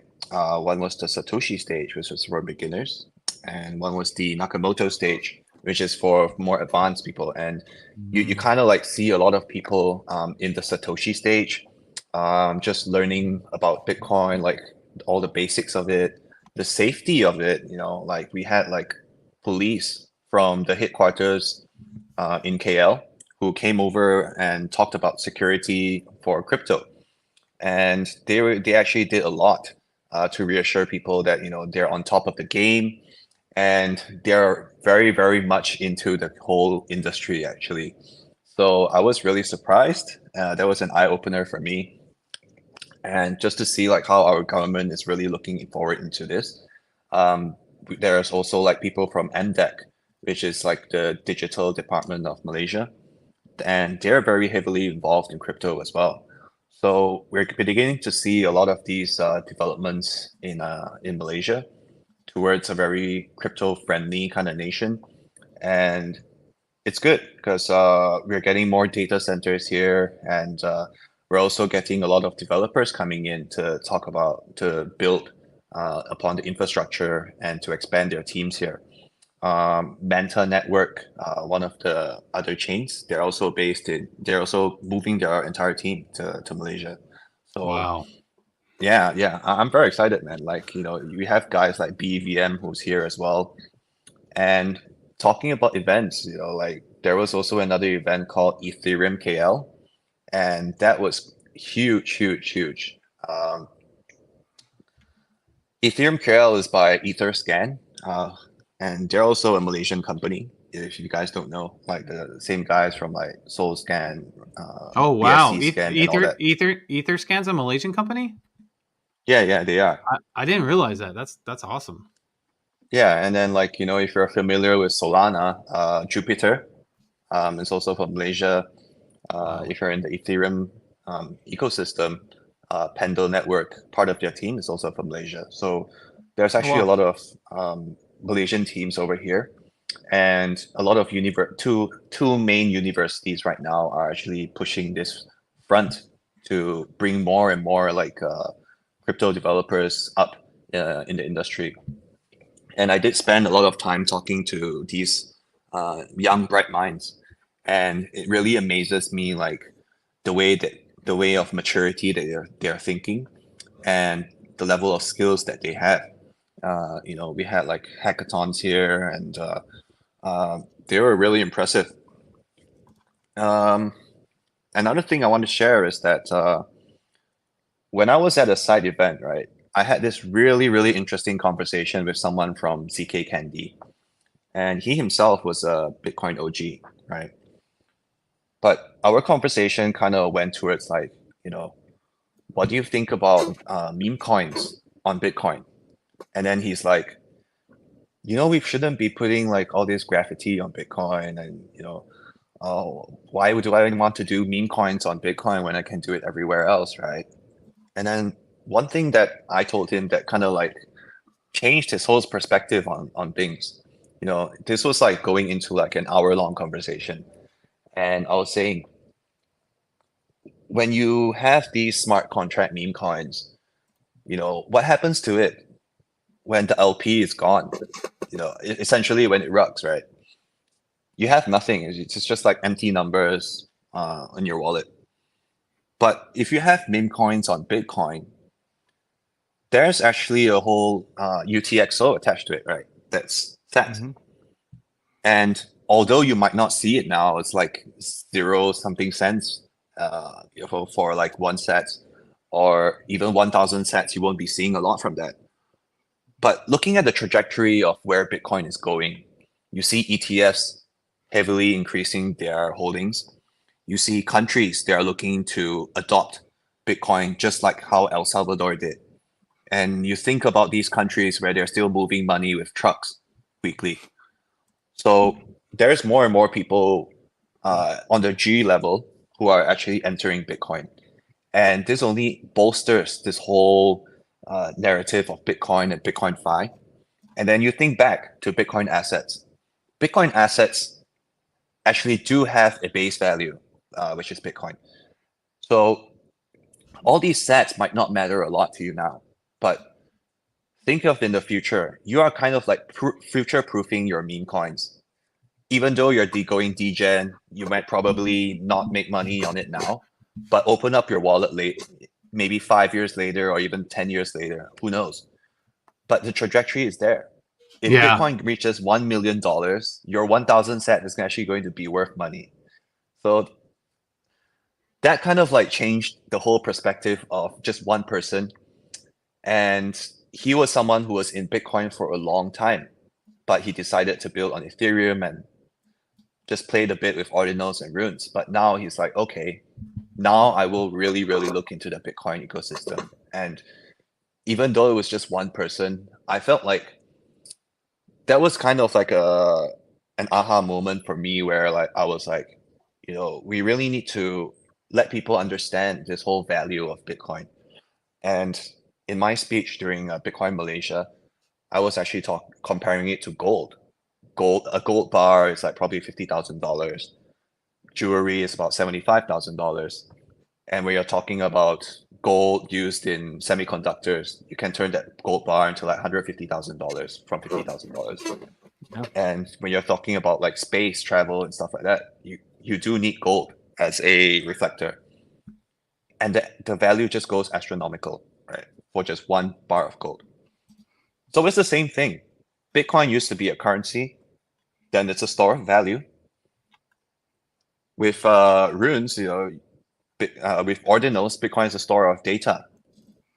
And then with tokens on Bitcoin, that's a whole new level of value added to the sets that you actually hold. So this value keeps adding on, adding on, adding on. And then when you come towards this point where we have layer 2s like Merlin, BitLayer, Babylon, all these different layer 2s, it just exponentially increases the value of sets.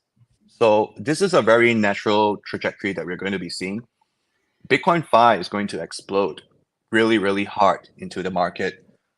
And you might not see it now because we're all building, but the time is coming, guys. It's really the best time to be exploring in Bitcoin, best time to be exploring Bitcoin assets, and best time to be participating in the ecosystem, because this is the time. If you missed Bitcoin at like $5, this is your second chance. Seriously. Yeah.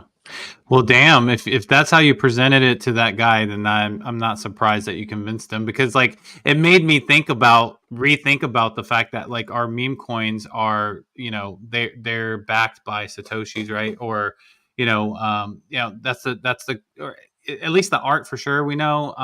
That's the genius about ordinal theory and stuff like that. But yeah, that's a great argument there. Yeah, because it's not easy to talk to people who are not convinced. Most of the time, I'm talking to people in the ordinals ecosystem, and then you kind of have to think out of the box a little bit to talk to people who either don't understand Bitcoin or don't understand the whole Bitcoin ecosystem or don't even know about the whole Bitcoin ecosystem. So it's refreshing. I'll be definitely going to be more active in participating in IRL events in Malaysia, just because there is a whole wealth of people who have been OGs in Bitcoin, a whole wealth of developers that we can onboard into the Bitcoin ecosystem and the Bitcoin layer 2 ecosystem. So this is just going to be, I made it kind of like one of my must-dos over here to continue expanding this. And I'm very excited. I'm very, very excited to actually be able to share with like people who are much younger than me and much, much, much more talented than me about all this. Nice. Yeah, man. Love it. Yeah. So a bit of updates on Unicross. We're kind of like expanding our team right now, looking for some different roles so we can do You looking more. for a YouTuber at all? No, I'm just kidding. Maybe, bro. Maybe. But the two best YouTubers I know, they already have their own show. I can't really get them on. So one of them even does really nice videos of himself dancing. So I don't know who you're talking about, but No, go on. I'm sorry. I don't think those guys are available. So maybe next time, man. I have to say, bro, like that collaboration with Weedal was we're great, trying man. something. We're trying something. We'll see how it plays out. But the dance offs are fun for sure. Yeah, I really like that. Like we're really, Jeff always says, let's make Bitcoin fun again. Let's make Bitcoin fun again. Bitcoin is fun. Yeah. When this is like you start with just maybe a group of people, a small group of people, and then it's infectious, bro. It makes me want to get up and dance. So we have to carry this energy that we're already feeling in this ecosystem and bring it out and show people. And this kind of like would trigger somehow in their minds, like, okay, Bitcoin is fun. Bitcoin is not a dinosaur. Bitcoin is like a superstar, rock star, mecha dinosaur right now. Bitcoin can move really fast. So this this is just it's refreshing, man. It's really, really refreshing. For sure, for sure. Really quick, because we're wrapping up here on time. Could you talk about like the Jeff mentioned that you guys are possibly thinking about like also taking the Telegram approach to onboard users? Can you talk about that a little bit, or is that premature in terms of like you able to talk about it? So we've been playing around with some ideas. Definitely Telegram has its advantages, and it really does have a lot of user base. So just thinking of ways to really tap into that user base using the infrastructure that we have on Merlin. And one of the ways that we see is through a very gamified kind of like way to onboard new users and to allow them to experience Bitcoin for the first time, or even experience Bitcoin native assets for the first time. And that's a lot of work to actually create a very comprehensive plan. I'll be very honest, like it's still in the very early stages of planning. I wish I can share more with you, but until things are set, we can't really share much. All I can say is that through Telegram and the mini app ecosystem, there is a whole side that's not explored apart from what you have, like a tap, tap, tap kind of games, and a lot more that's not explored in terms of what you can utilize it to do. So we're really looking into this. It's a lot of discussions, and yeah, we'll be talking about it more as the plan gets more mature. Awesome. Yeah, we'll be eagerly waiting to hear about that. I think what Merlin Chain is doing is brilliant with this. You've had other layer one ecosystems like Tap already, think about doing this too, like with Ghosty and stuff. So the fact that Merlin Chain is taking that big, step into it, I think people are gonna be pleasantly surprised, I think, 6 months down the line to see the onboarding here. But yeah, bro, that's like 20 million users that you can reach. That's what one of the top dApps are doing right now. So when you think about Bitcoin for everyone, now everyone can have Bitcoin, now everyone can have Bitcoin assets, and now all these people can participate in Bitcoin Fi if they choose to. So this is a huge, huge potential for a perfect merging of liquidity and also user scalability. 100%. So yeah, I'm excited. Yeah. It'd be cool too to have a Skelly Uni game where I can just tap on the Skelly Uni and I can earn some points, and he dances the whole time. I could make it for you. I'm good at the dancing memes. No, I'm just kidding. But anyways, go ahead. I might just take up your offer of that. But Mr. J, it's been amazing. This has been another amazing Merlin Mondays. We appreciate you, sir. You're always welcome back on the show, and we will talk soon. Cheers, guys. Thank you. All right. Thanks, bro. Bye. See you next week. See ya. Right. So during that, we did have the runes launch on Fractal, and it's terrible. The top 10 runes were all pre-mined about 10%.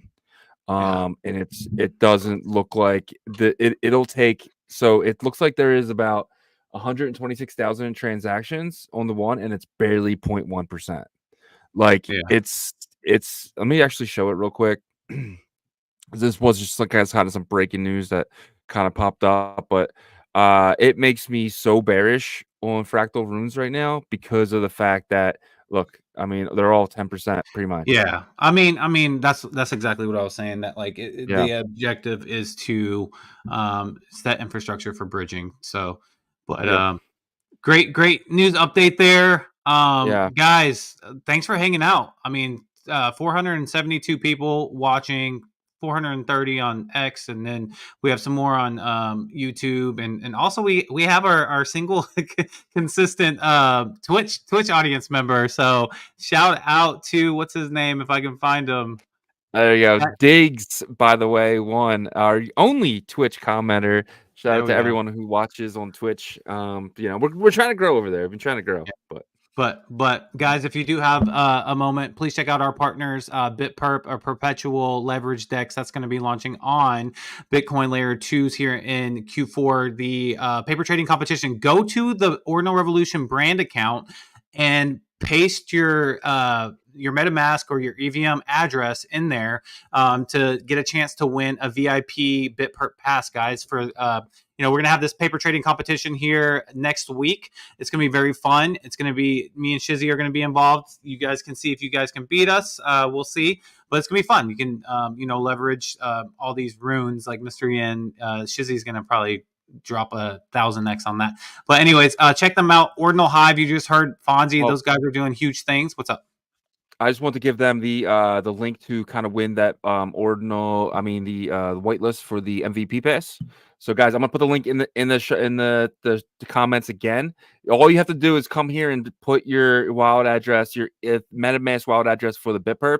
That's all you have to do, and there's a pretty good chance you're gonna win. It's because there hasn't been many comments. I want one of you guys to win, so definitely go to. I put that back in there. Get the the VIP pass, guys. It's something you're definitely going to want if you're thinking about trading. So, yep. And then Ordinal Hive, guys, we just heard Fonzie. They're doing huge things on Bitcoin Layer 1 with their aggregator marketplace. The analytics, you can see like what the sales volume is. It's going to be huge. And then also their scaled version on Merlin Chain, right? They're doing a collaboration with Unicross as well. So go earn those Ordinal Hive points. It's kind of similar to what Blur did. So you know what happens in the end with those points. Fluid Tokens, another partner of ours that introduced staking on Bitcoin Layer 1. A way to increase TVL on Bitcoin Layer 1. It's innovative. It's brand new. If you're a project founder for an ordinal collection, reach out to Raul from Fluid Tokens or reach out to us. We'll get you connected to get you set up. Eventually, they're going to have permissionless staking to where you can just set the parameters of the staking and the reward so you can do it all yourself. They also offer a DEX swap. So they break up the runes for you, and then you can seamlessly swap there. And then Foxy is a builder in the Tap ecosystem for the Bitverse and the Clan Wars. Clan Wars just got tested out again yesterday. A small error, but everybody said they enjoyed it. That is going to be coming up, and they're going to be partnering with betting platforms, guys. So it's going to be very, very fun. We'll give you guys more details once we get more, and then look out for the Ordinal Revolution collaboration for the sniper rifles as well. We'll get you guys some more information on that. And then finally, Merlin Chain, guys. If you are a builder, you're looking to scale from Bitcoin Layer 1 to make it more seamless. For your protocol, reach out to the Merlin Chain team. We'll get you connected. You can reach out to us. They are the #1 scaling solution for Bitcoin native Layer 1 assets and protocol. So check them out. And we thank you guys so much for supporting us. Yes, sir. And guys, check out ordinalrevolution.com. We have some of the best articles dating all the way back to last year. If you know someone just entering the space, send them our website.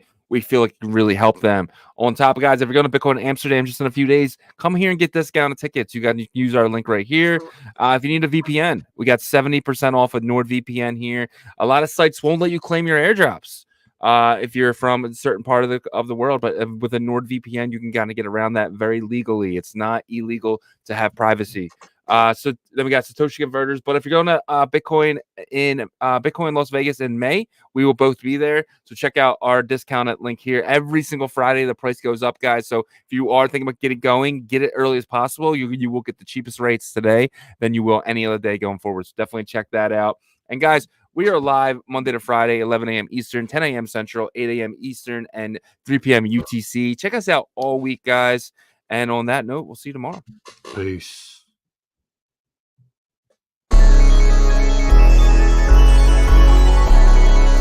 We OG, oh no, G.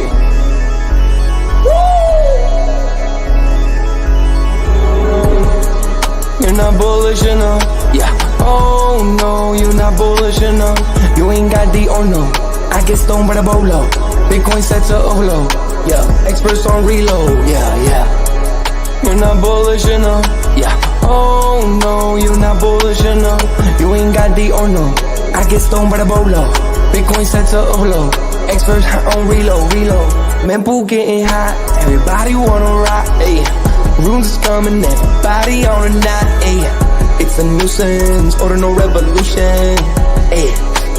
Ordinal Revolution. Yo, is my guy for real, bro? Got French right now.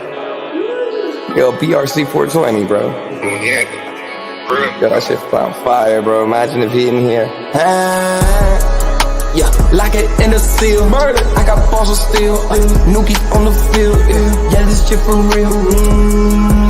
With no calls, I get so far. Got 100 phone calls that I go hard, and they gon' love me. Smoke weed, huddle back. I get shiesty. Where my Bitcoin looking lovely. All this Satoshi's nothing above me.